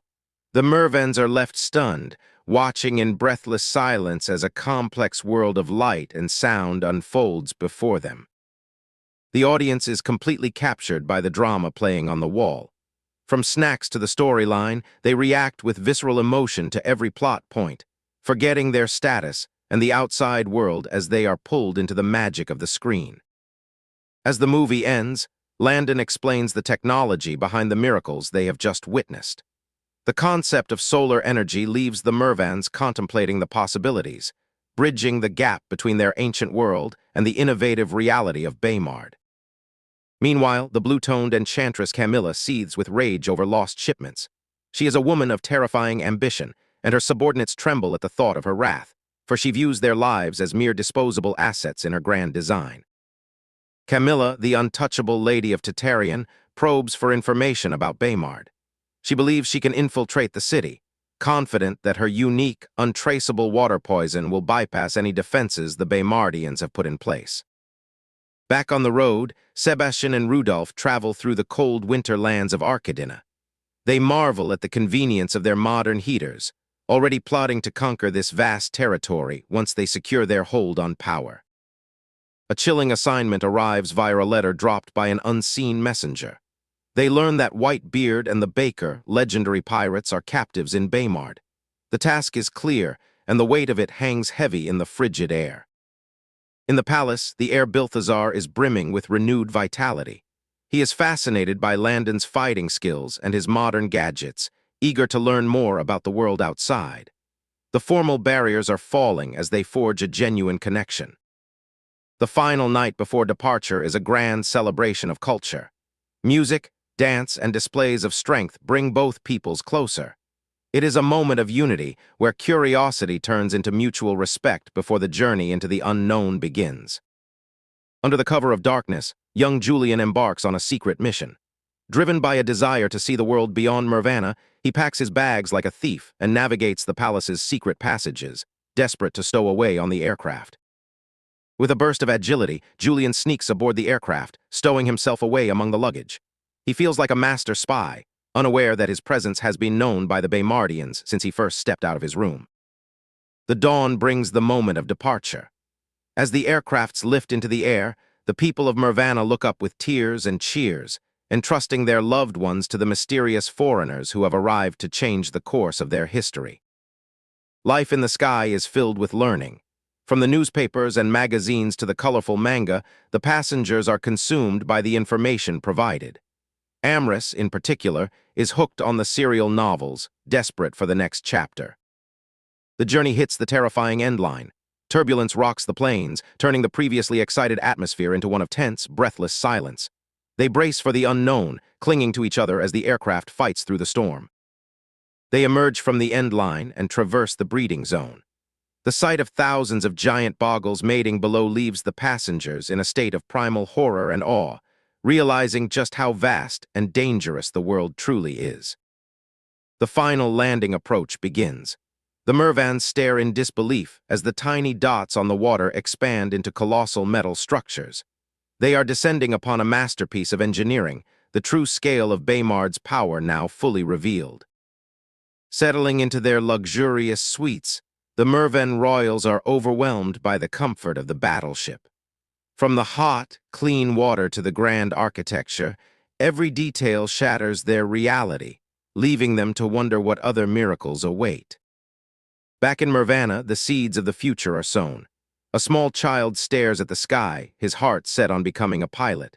Though his mother laughs, unaware of the history he will shape, the world has irrevocably changed for the people of Mervana.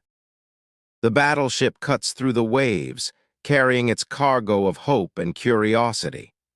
Landon, master of the future, stands alone in the dark, his mind already turning to the secrets he must uncover in the night, as a new adventure beckons him forward. In the cold, biting heart of the Abian Empire, the traveler known as Landon Barn, having crossed realities through a process known as transmigration, prepares to breach a forbidden stronghold. He is not merely a man of this era, but an engineer and strategist carrying knowledge from a life once lived in a distant world, now navigating a landscape of ancient powers and hidden cores. With superhuman agility, he cuts through the landscape like a shadow, evading the scouts of the Abian Empire.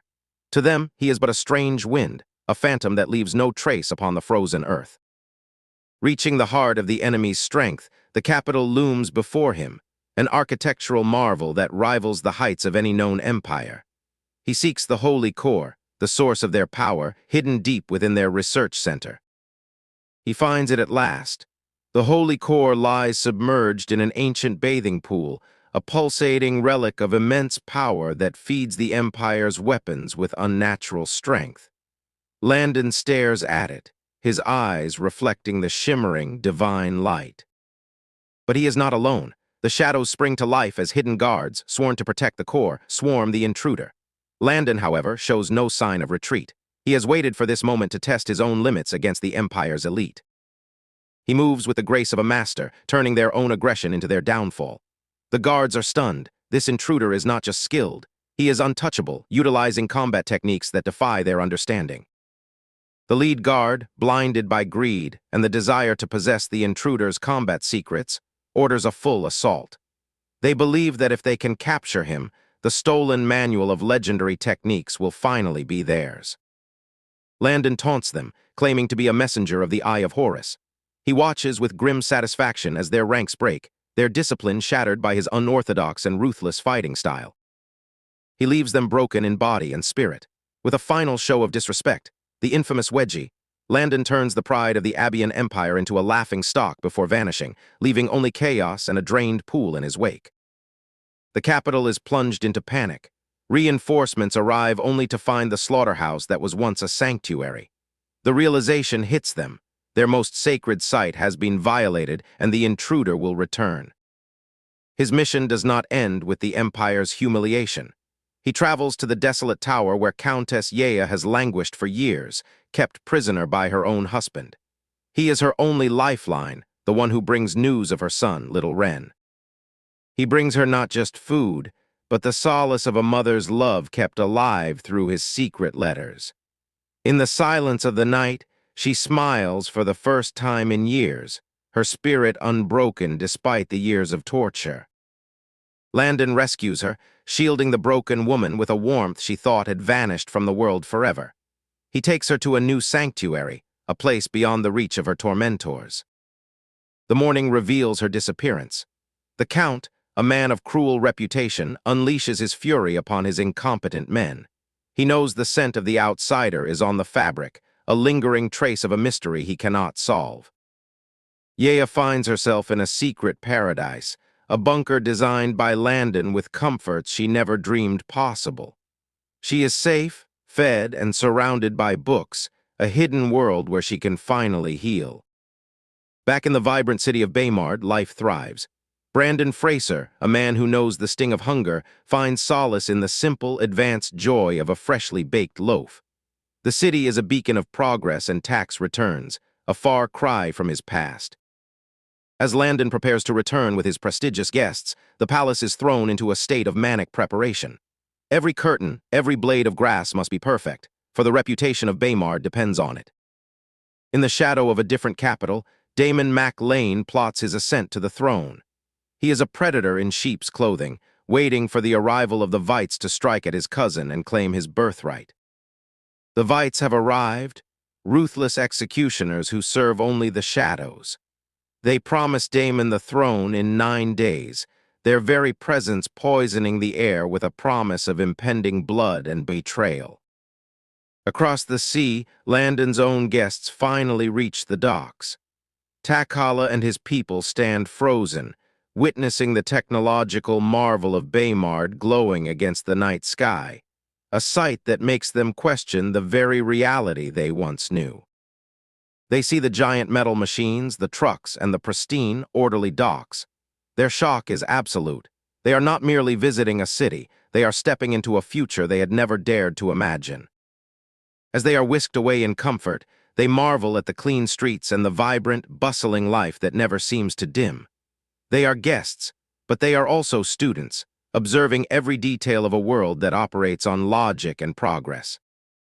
The treaty sits before them, a path to survival and an invitation to growth. Despite their caution and the heavy weight of their duty, Takal assigns. The era of uncertainty for his people ends here, replaced by the shadow of a new Baymardian beginning. While empires align and treaties are signed, a new legend begins to take root in the shadows of Vaynetta. A female phantom, a rebel king, stalks the night, an unpredictable force that threatens to tear down the world's most powerful, one secret at a time. In the hidden depths of Dafaran, a mysterious woman known as the Phantom Female Rebel King orchestrates a revolution. Tilda, a woman of poise and power, has emerged as a beacon of hope for the downtrodden, rallying rescued slaves with a vision of freedom that defies the corrupt monarchy. Tilda's words cut through the suffocating fear of the former slaves. She acknowledges their pain, revealing that she too was once discarded and treated like rotting meat.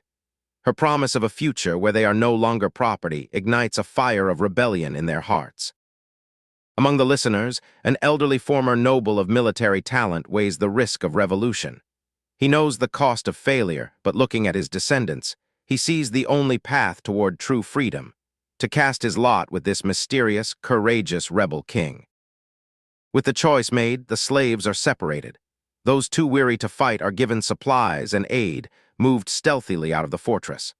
They do not know where they go, only that their chains have been broken by the unseen hand of their savior.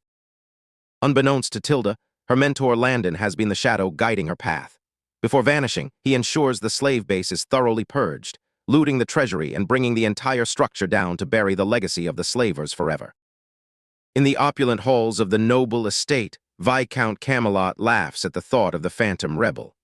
He is blissfully ignorant that his wealth is gone and his empire is crumbling, mocking the woman who dares challenge his authority.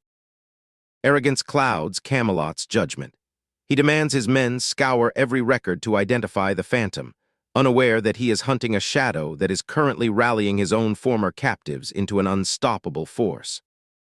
As Tilda's followers arrive at their new sanctuary, they are met with wonders they once thought divine. The strange, fireless light of Baymardian technology illuminates their faces, sparking a belief that the promised land is truly a place of miracles. Far from the turmoil, Landon navigates the bustle of the capital. He is a king who walks among his people, savoring the coffee and the calm, preparing for the next technological leap that will forever change the face of the world. Back in the industrial heart, Overseer Tim is vibrating with anticipation. A new, game-changing project from the monarch is on the horizon, and Tim's restless energy demands immediate action, leaving his assistants struggling to keep up with the frantic pace. The arrival of the monarch brings the truth. With trembling hands, Tim opens the documents, realizing that the dream of portable, cellular communication is now a reality. The invention of the cell phone is finally at hand. Landon explains the nature of the device, a tool for instant connection that doesn't rely on towers, but on frequencies. Tim and Jonathan begin to understand that they are standing at the threshold of a new era of human connectivity. As the work on cell phones begins, Landon's mind drifts to his wife. With the due date of his twins approaching, his royal duties take a backseat to the looming miracle of fatherhood. He is a king, but today he is just a man waiting for his life to change. In the Lockhart Palace, the atmosphere turns deadly. A ransom letter concerning a royal prince has reached the king, and the laughter echoing through the hall is that of a man pushed to the brink of absolute war. Insulted by the audacity of a small empire, the king commands the elite Ninwaku forces to set sail. The gears of a long, brutal war are turning, and the shores of Baymard are marked as their destination. Back on the borders of Pino, Adam, a simple villager, begins his journey to the fabled land. The changes in his world have been swift, and as he approaches the gargantuan gates of Baymard, his heart thunders in anticipation of the life he hopes to see. He is welcomed not as a peasant, but with dignity. The efficiency of the border guards and the technological marvels he witnesses, from glass windows to electric lighting, confirm that he has stepped into a realm of prosperity and friendship. The journey ends in the capital, where he finally embraces his son. Witnessing his son's mastery of his craft, the art of barbering, Adam realizes that the dreams he once dismissed as foolish are now pillars of a flourishing future. Then the moment arrives. A piercing cry echoes through the palace, and the king becomes a blur of motion. The birth of his children has finally begun, and Landon rushes toward his wife, his kingly composure replaced by the pure fear of a husband. Outside, the palace grounds turn into a media war zone. News teams from every channel are hiding in the trees, desperate for the first scoop on the royal birth, their professional rivalry turning the sacred courtyard into a battlefield of cameras. Inside the theater, the struggle is intense. Lucy fights through the pain, supported by a king whose hands are trembling. The room is filled with life, but then a complication arises that tests the resolve of every doctor in the room. The second child arrives with a challenge, but the skill of the royal physicians prevails. The twins are brought into the world, their first cries shattering the heavy tension and replacing it with the jubilant start of a new generation. Stepping out to meet his family, Landon wears his relief clearly. He announces the twins, 2 boys, and although he jokingly laments the absence of a daughter, the joy in the room is absolute. The heirs have arrived. The empire erupts in celebration. The queen has blessed them, and for 3 glorious days, work stops and joy takes its place. From the bars to the snowy slopes, Baymard is united by the birth of the twin princes. Yet even in joy, shadows remain. Sierra, the former queen, sits in exile, burning with vengeful focus. The news of the birth is not a celebration for her, but a reminder of everything she lost and the son she intends to claim back. Life moves on, but the peace is fragile. Just as Landon settles into his role as a father, a call comes in. A new crisis has emerged. Duty calls, and the king must once again prepare to face the storms gathering on the horizon. The silence of the routine was shattered by the shrill, persistent call to duty. The elite members of the Red Blood Eagles Brigade, including a young recruit named Davy Holmes, were thrust into a sudden and perilous mission, their training pushed to the brink as chaos reigned within the barracks. As the vehicles roared toward King's Lansing, the gravity of the destination began to sink in. They were headed for the Dome of the Fierce, a legendary, nightmarish territory that even the veterans feared to tread. Built long before the great walls of Baymard, the Dome of the Fierce stood as an ancient cage for nature's deadliest aberrations. It was a place where giant creatures roamed, shielded from the world by fortifications that defied human scale. Commanding the operation personally, Landon Barn stood before his Special Forces units, emphasizing that this was not merely a drill. The stakes were high, lives were on the line, and the true dangers hidden within the dome were about to reveal their teeth. The veterans made one thing crystal clear: the airspace was a death trap.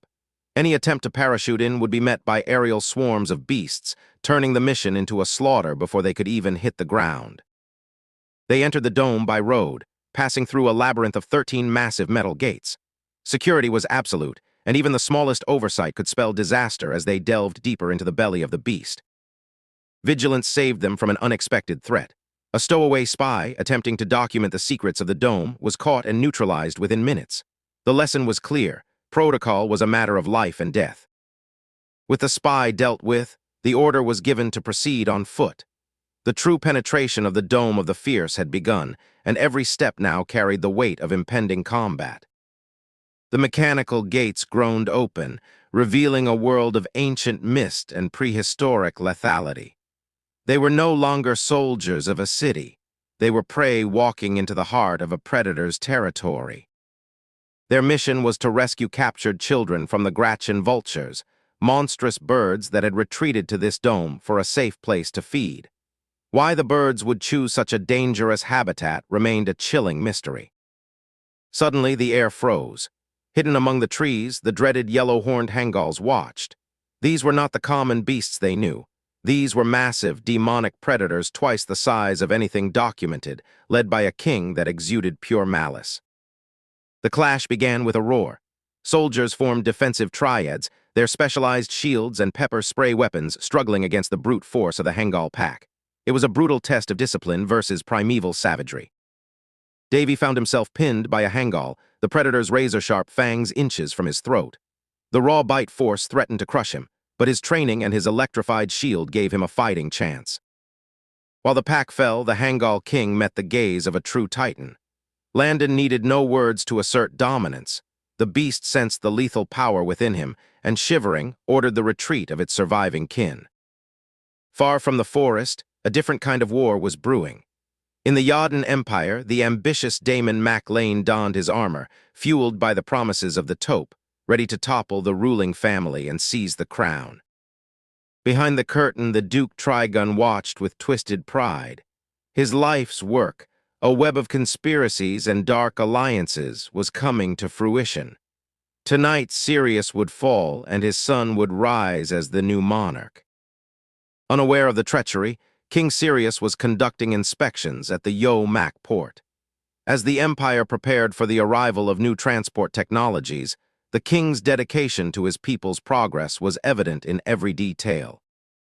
The overseer, Blarfengarf, guided the king through the redesigned estate, showcasing the massive increase in import capacity. It was a triumph of planning and industry, a testament to a growing, thriving Yadin. But in the blink of an eye, the celebration turned into a battlefield. An enemy strike force descended from the warehouse shadows. Sirius, prioritizing his people, realized he was the primary target and ordered a desperate defense. Caught in the dark, cavernous warehouse, Sirius was separated from his men. The assassins were swift and deadly, moving like ghosts across the shipping containers, closing in for the kill. Just as death seemed inevitable, a familiar warrior emerged. The mysterious bodyguard, an agent of Landon, turned the tide in an instant. With blinding precision, he redirected the assassins' attacks back upon them, protecting the king. It was a masterclass of martial arts. The bodyguard moved with an intensity that terrified the taupe killers, making short work of their ranks and forcing the enemy leaders to retreat in sheer confusion and disbelief. Once the area was secure, the savior vanished as quickly as he had arrived. Sirius watched the fading silhouette with an unshakable bond of trust, knowing that no matter the darkness, his brother Landon would always be there. Back at the dome, the mission reached its triumphant conclusion. The children were safe, their parents' tears turning to smiles of pure gratitude, and the threat of the Gratchin vultures was finally eradicated. With the crisis over, the world turned its eyes back to the skies. The news of the upcoming flight ticket sales had set Baymard ablaze with anticipation, turning ordinary citizens into a surging, eager crowd overnight. As the first tickets were secured, the people dreamed of flight. A new era was dawning, and for those who had endured so much, home felt closer than it ever had before. After years of darkness, the survivors emerged to see the promised land, a verdant sanctuary hidden within a massive natural bowl, protected by sheer rock walls and dense forest. The masked female king, known as Tilda, arrives to welcome the liberated slaves to their new home, her majestic presence inspiring both fear and hope. The newcomers marvel at the ingenious technology of the water wheel, realizing that this promised land offers more than just survival, but true civilization. Old Man Mackenzie approaches the leader of the promised land, determined to secure a better future for his family through a risky request. Defying the norms of power, Tilda shows deep respect for the elder, granting him a seat and listening intently to his proposal for loyalty. A secret agreement is struck. Tilda, disciple of Landon Barn, continues to grow her hidden forces, planning her eventual vengeance against her own father and siblings. On the high seas, two rival fleets prepare for war, but suddenly halt their aggression, united by a singular, burning hatred for the kingdom of Baymard. May 15th marks a historic day in the capital of Baymard, as thousands gather for the grand launch of commercial air travel, a feat that feels like magic to the people. Passengers are stunned by the efficiency of the self-check-in machines, a glimpse into the sophisticated world of Baymardian technology that is changing the continent. First-class passengers enjoy an atmosphere of unprecedented luxury, with libraries, chocolate fountains, and exclusive playrooms for the children. Landon Barn experiences the wonders of the cabin, his heart burning with cold, calculated greed as he realizes the strategic potential of flight for his organization. As the aircraft accelerates for takeoff, a collective silence falls over the passengers, a mix of sheer terror and religious awe at the power of human engineering. Leaving the ground behind, the passengers watch their homes turn into miniature toys, realizing that the era of legends and birds has finally been claimed by mankind. High above the clouds, passengers are treated to gourmet meals, their taste buds delighted, proving that Baymard has mastered even the discomforts of pressurized air travel. Landon is blindsided by the system's abrupt reward delivery, leaving him gasping in agony as new knowledge about rocketry and space flight floods his mind. The dream begins. Project Touch the Moon. Landon prepares to build the National Aeronautics and Space Administration, setting the stage for humanity to walk upon the stars. In the darkness of night, a mysterious commander leads a group of elite assassins toward their next target, intent on claiming a powerful artifact known as the Second Key. The assassins reach a secret sanctuary, a colossal underground complex designed to house the Sacred Order and harbor their most dangerous ambitions. Countess Yea struggles to pack her life away into a single suitcase, her heart heavy with attachment but fueled by the promise of escape. Warden Mitchen guides Yea through a labyrinth of secret passages, ensuring her safe extraction from the clutches of her enemies. The rescue team reveals their true method of travel: giant hot air balloons, a silent and effective way to bypass enemy patrols in the dark. As the basket rises, Yea is struck by the overwhelming freedom of flight, her fears dissolving into the vast, open expanse of the night sky. Landon receives news that will change everything. His mother-in-law is on her way to Baymard, forcing him to balance overwhelming happiness with the need for security. In the heart of Arcadina, Martha hides her true nature as a witch, playing the role of a tavern server while plotting the ultimate destruction of Baymard. The elders command Martha to join forces with the Morgs, a detestable alliance that forces the witches to swallow their pride for the sake of total vengeance. Back in Baymard, the sun shines on Dog Recruit Day.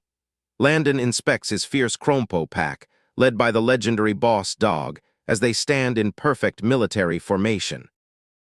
In the heart of the Arcadinian barracks, the great commander boss stands tall beside his master Landon, ready to test the spirit of the new canine recruits, where only the strongest will earn their place in this legendary unit. Sayana, the brilliant daughter of Boss, takes charge as she leads her pack on their first reconnaissance mission, showing intelligence far beyond that of a common animal. The training becomes a battlefield as Sayana executes precise combat maneuvers, leaving elite soldiers dumbfounded by her speed and strength. Landon observes the success of the first exam, realizing that his supernatural enhancements are turning these dogs into a force that may one day surpass even his expectations. Far away in the arid lands of Dafferin, a message of great importance arrives, signifying that a powerful enemy is finally coming out of the shadows.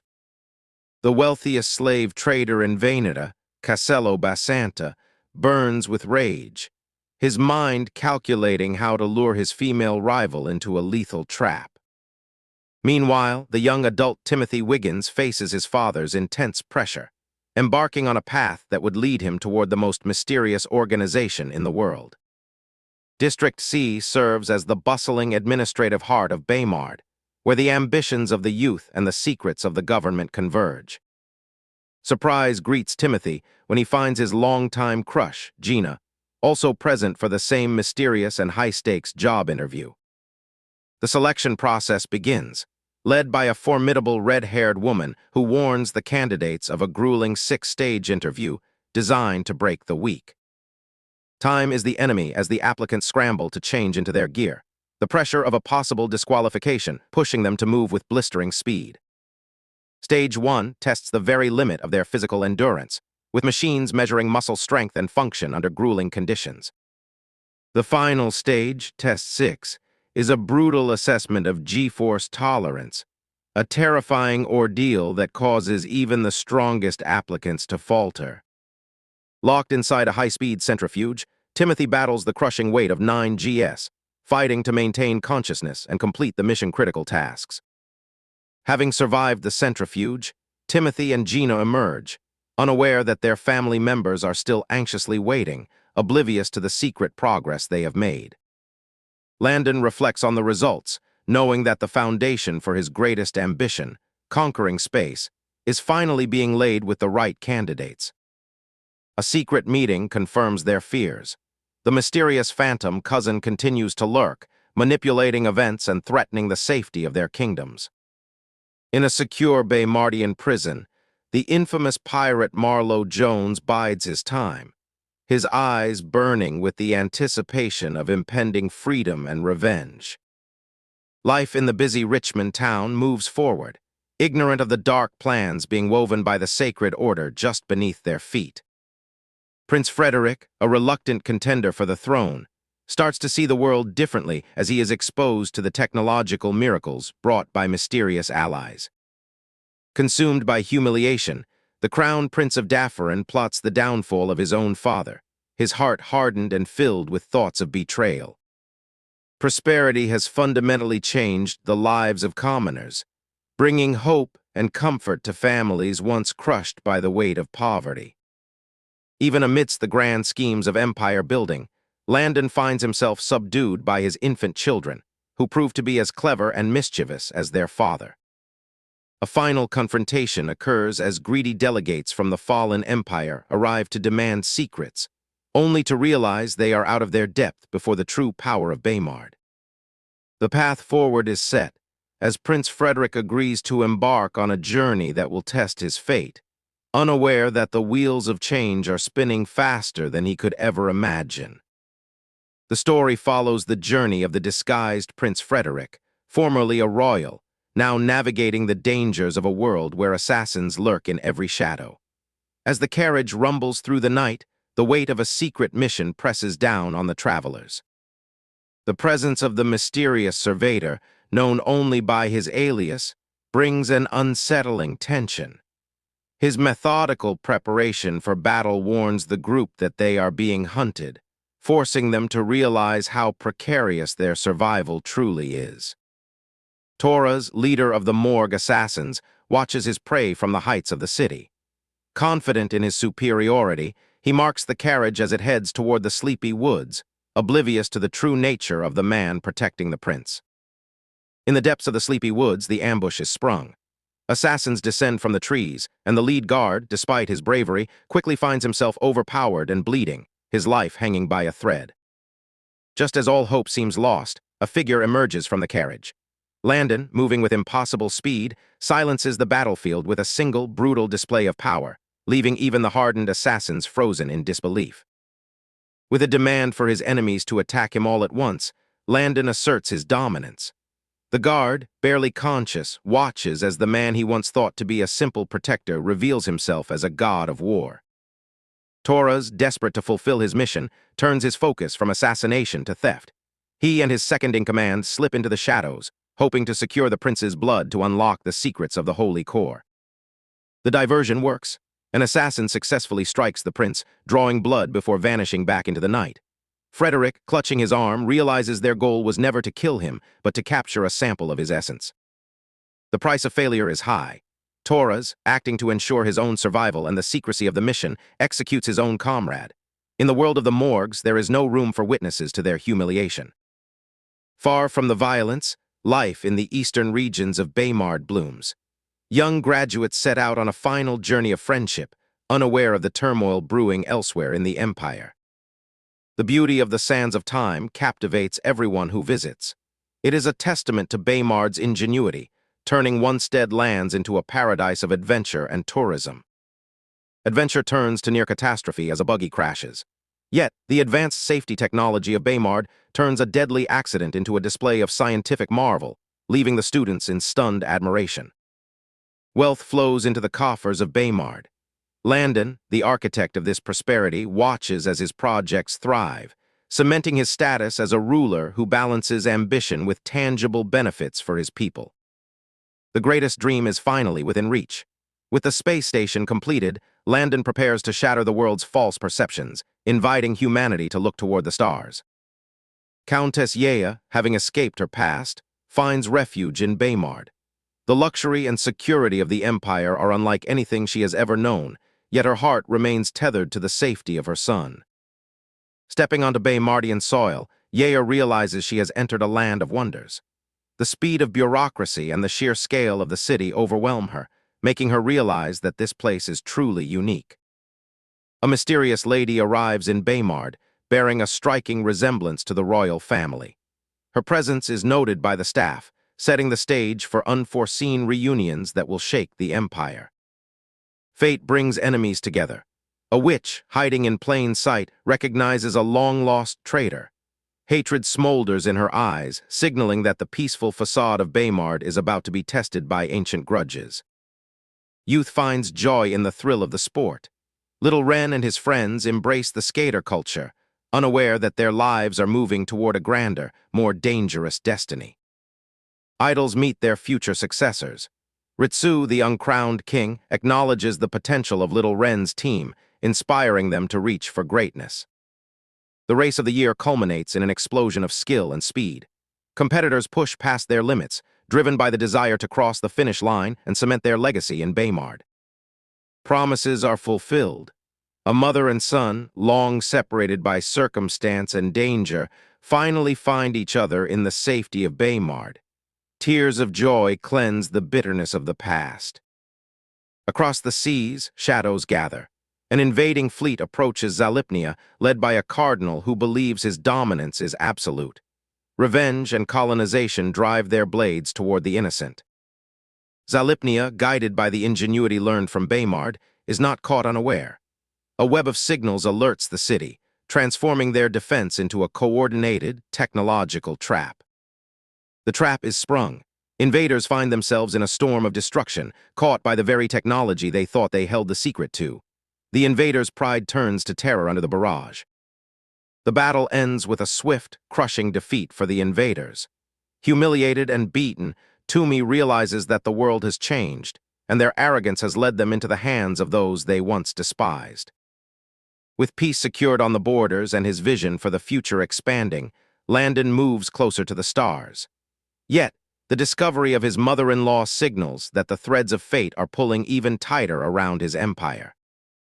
After a long journey, Landon Barn, the visionary leader of Baymard, felt a mix of anxiety and anticipation as he approached the district where his mysterious mother-in-law resided, marking the first real meeting with his wife Lucy's family. Amber sat in her villa, seemingly unbothered, while her loyal followers like Huling and Kalia chattered about the wonders of Baymard, completely unaware that a momentous visit was about to interrupt their peaceful morning. As the security alarm buzzed, Kalia stood ready to screen the visitor, unaware that the voice on the other end belonged to the powerful leader of Baymard himself.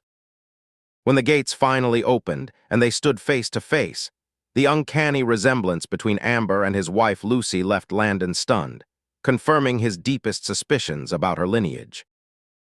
Life in Baymard continued at a frantic pace, with the city's new GPS-powered taxi system baffling foreigners like Camilla, who was far more interested in reaching her destination than marveling at modern technology. The battle of beauties had begun, with women from every walk of life scrambling to be the first to experience the spa's revolutionary new nail treatments. Even the cold and calculating Camilla was bewitched by the magical process of the spa, finding herself trapped in the allure of Baymard's strange and wonderful beauty innovations. Deep in the shadows, Steward Jacob seethed with rage, his failed negotiations with Baymard fueling a sinister plan to strike back during the upcoming public holidays.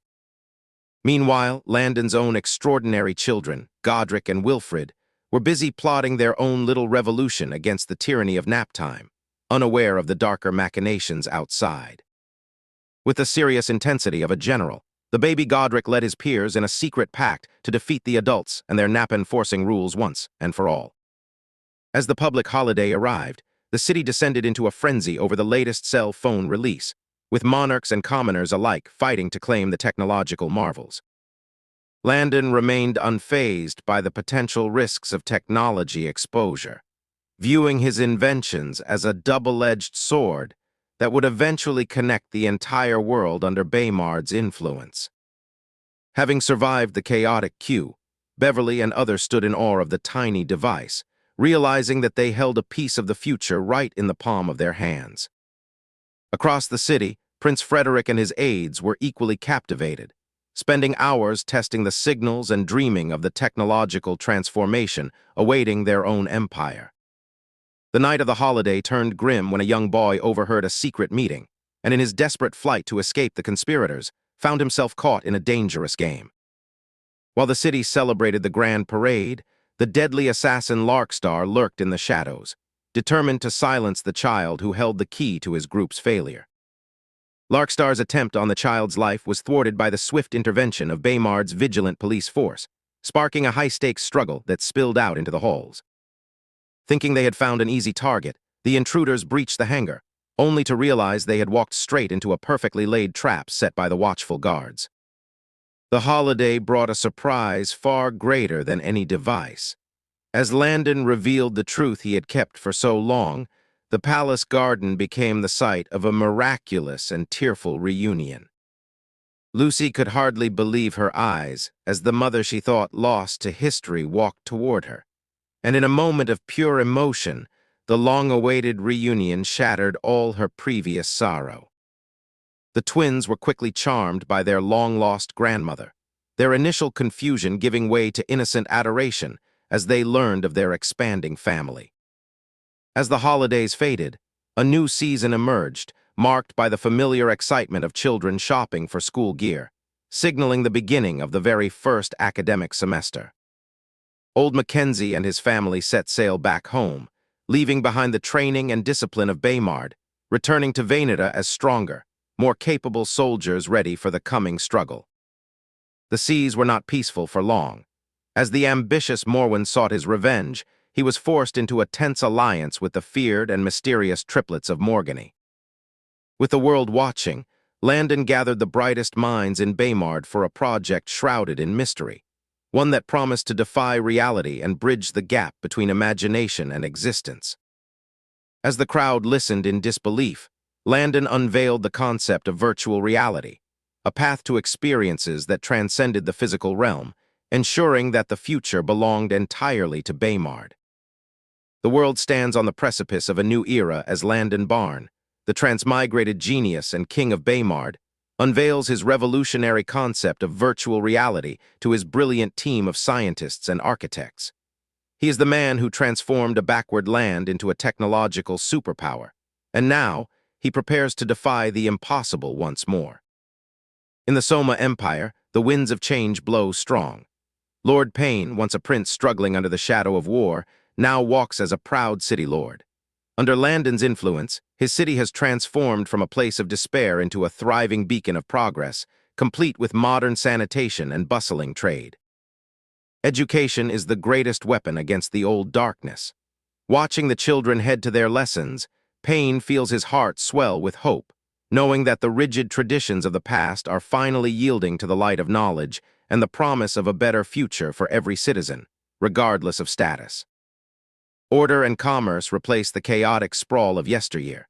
With designated streets for entrepreneurs and wholesale goods imported from Baymard, the economy is booming. For the first time, the people of the Soma Empire are moving toward a prosperous middle class, fueled by trade and innovation. The constant foul smells that once plagued these lands are gone, replaced by the fresh scent of progress. Payne reflects on how simple city planning and hard work have turned his home into a shining example of what a united world can achieve under the guidance of a true visionary. Innovation is the heartbeat of this new Armenia. Everywhere Payne looks, he sees the marriage of heritage and technology. The introduction of glass windows and magical lighting crystals is not just an aesthetic upgrade. It is a testament to the resilience of a people who refuse to stay rooted in the past. The threat of tornadoes no longer looms over their farmers. With reinforced glass domes contracted from Baymard, the agriculture sector has been revolutionized. Yields are at an all-time high, and starvation, once a common guest at every table, is rapidly becoming a distant memory of a darker time. Baymardian agricultural books and irrigation techniques have turned the soil into gold. As the farmers cheer, Payne feels the weight of his duty, realizing that the progress they've made is only the beginning. The seeds of change have been planted, and they are growing stronger every single day. The inspection concludes, leaving Payne with a heart full of pride. As the seasons turn, the air grows crisp with the arrival of winter. Little does he know that while his empire celebrates these victories, distant clouds of war are quietly gathering to challenge the peace they have fought so hard to build. From the continent of Mervana, a group of young pioneers prepares to leave their home for the very first time. Among them is Holton, a young boy burdened with the task of protecting his little sister, Vivian, as they journey toward the mysterious and advanced world of Baymard to study. Everything is prepared. Their belongings are packed, their school fees settled, and their curiosity ignited.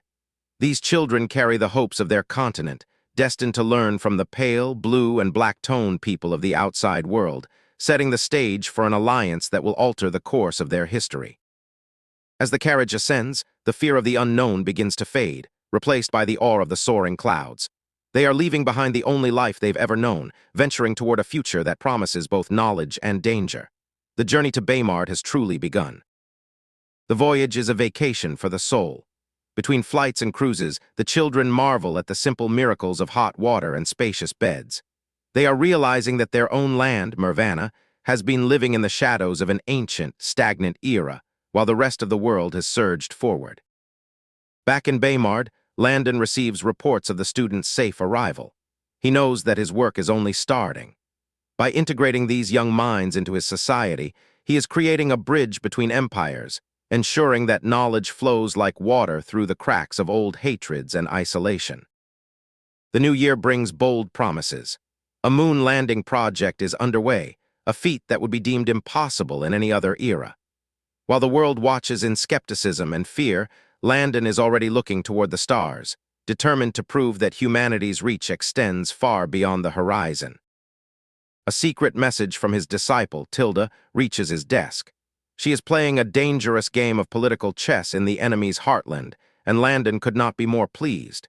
His lessons are taking root. The little devil is learning how to rule the shadows and bring empires to their knees. Deep in enemy territory, the pirates and their allies have unearthed a terrifying power, a holy core fueled by lineage blood. They believe this artifact will make them gods, unaware that they are merely puppets in a game they cannot hope to understand. The path to world domination is being paved with greed. The blood of a prince serves as the final catalyst. The core levitates, humming with an ancient, dark energy. The enemies cheer, convinced that the heavens themselves have chosen them to rule. They do not realize that every drop of blood they spill only draws them closer to their own ruin. Winter has arrived, and with it, a deceptive peace. In the depths of Baymard's prisons, the inmates remain calm, their smiles hiding secrets that could ignite the city. They know that the time for their liberation is approaching, and they wait for the signal that will turn the night into a battlefield. In the shadows, the witches perform their blood rites, calling upon their goddess for protection. They view men as mere cattle, tools for their ascension, and they have gathered an army of 10,000, waiting to strike at the walls of Baymard. The hunt is about to begin. Disaster registers on a glowing green screen. Leopold, a loyal coastal guard, stares in horror as the radar reveals an impossible number of enemy ships. 850,000 vessels are descending upon Baymard. It is not an invasion, it is a total eradication. The silent alarm is triggered. The call to war breaks the silence. Mark and Ava, defenders of the capital, waste no time. They kiss in the face of uncertainty, knowing that tonight, the very survival of their empire hangs in the balance. Every soldier, every citizen, and every leader is called to the front line. News anchors scramble into action. Olivia, known for her dedication, refuses to be outdone by her rivals.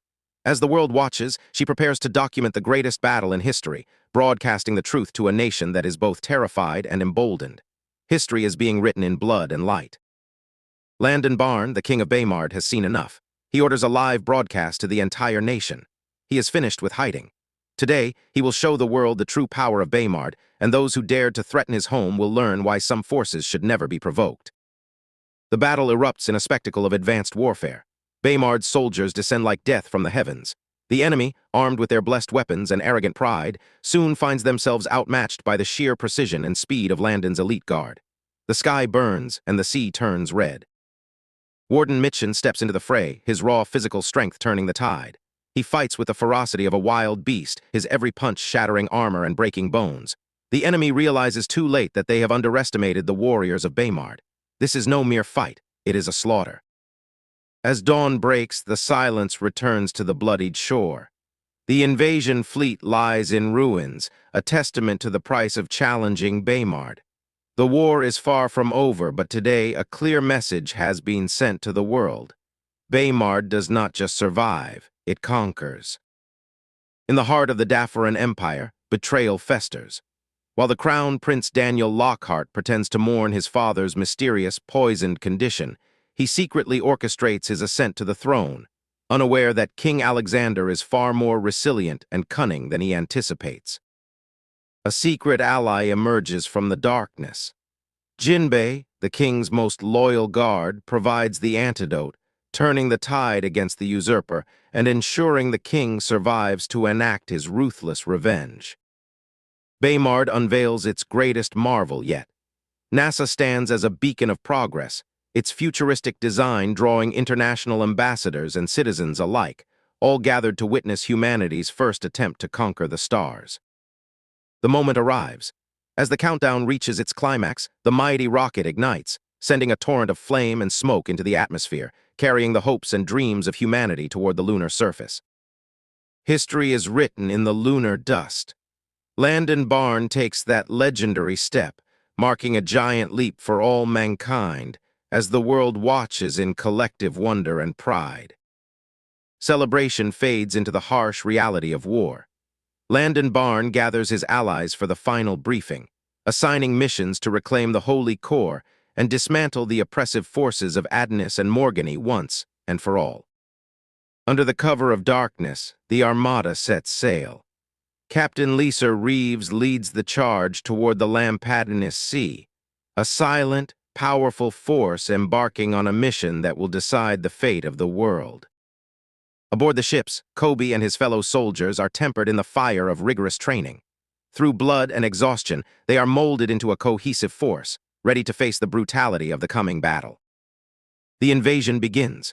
Dropping from the skies like falling stars, the Allied forces descend upon the heart of Adonis territory, a thunderous start to a war that will topple kingdoms. Total chaos engulfs the enemy. Cardinal Norman, faced with the overwhelming realization of being surrounded, scrambles to respond as his sacred lands are pummeled from every direction. The holy capital falls. Landon Barn effortlessly infiltrates the heart of the enemy, shattering their most sacred relics and dismantling the very foundation of their power, leaving the Holy One in utter disbelief. On the front lines, battles rage. Artemis proves his worth against the bird-controlling Lord Crane, utilizing his unique vine abilities to turn the tide in a deadly, high-stakes duel. Technology meets brutality. Warden Samantha utilizes the goddess's kiss, a tactical stun, leaving the enemy leader disarmed and vulnerable, showcasing the sheer clinical superiority of Baymard's tactical methods. A monster in the palace. Landon Barn becomes a nightmare for the Morg elite, moving with effortless precision and ruthless efficiency, tearing through their forces while maintaining an eerie, mocking composure. Years pass, and peace brings forth the age of entertainment and connection.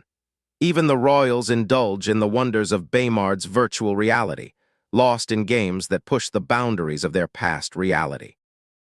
Hertfilia reaches into the stars.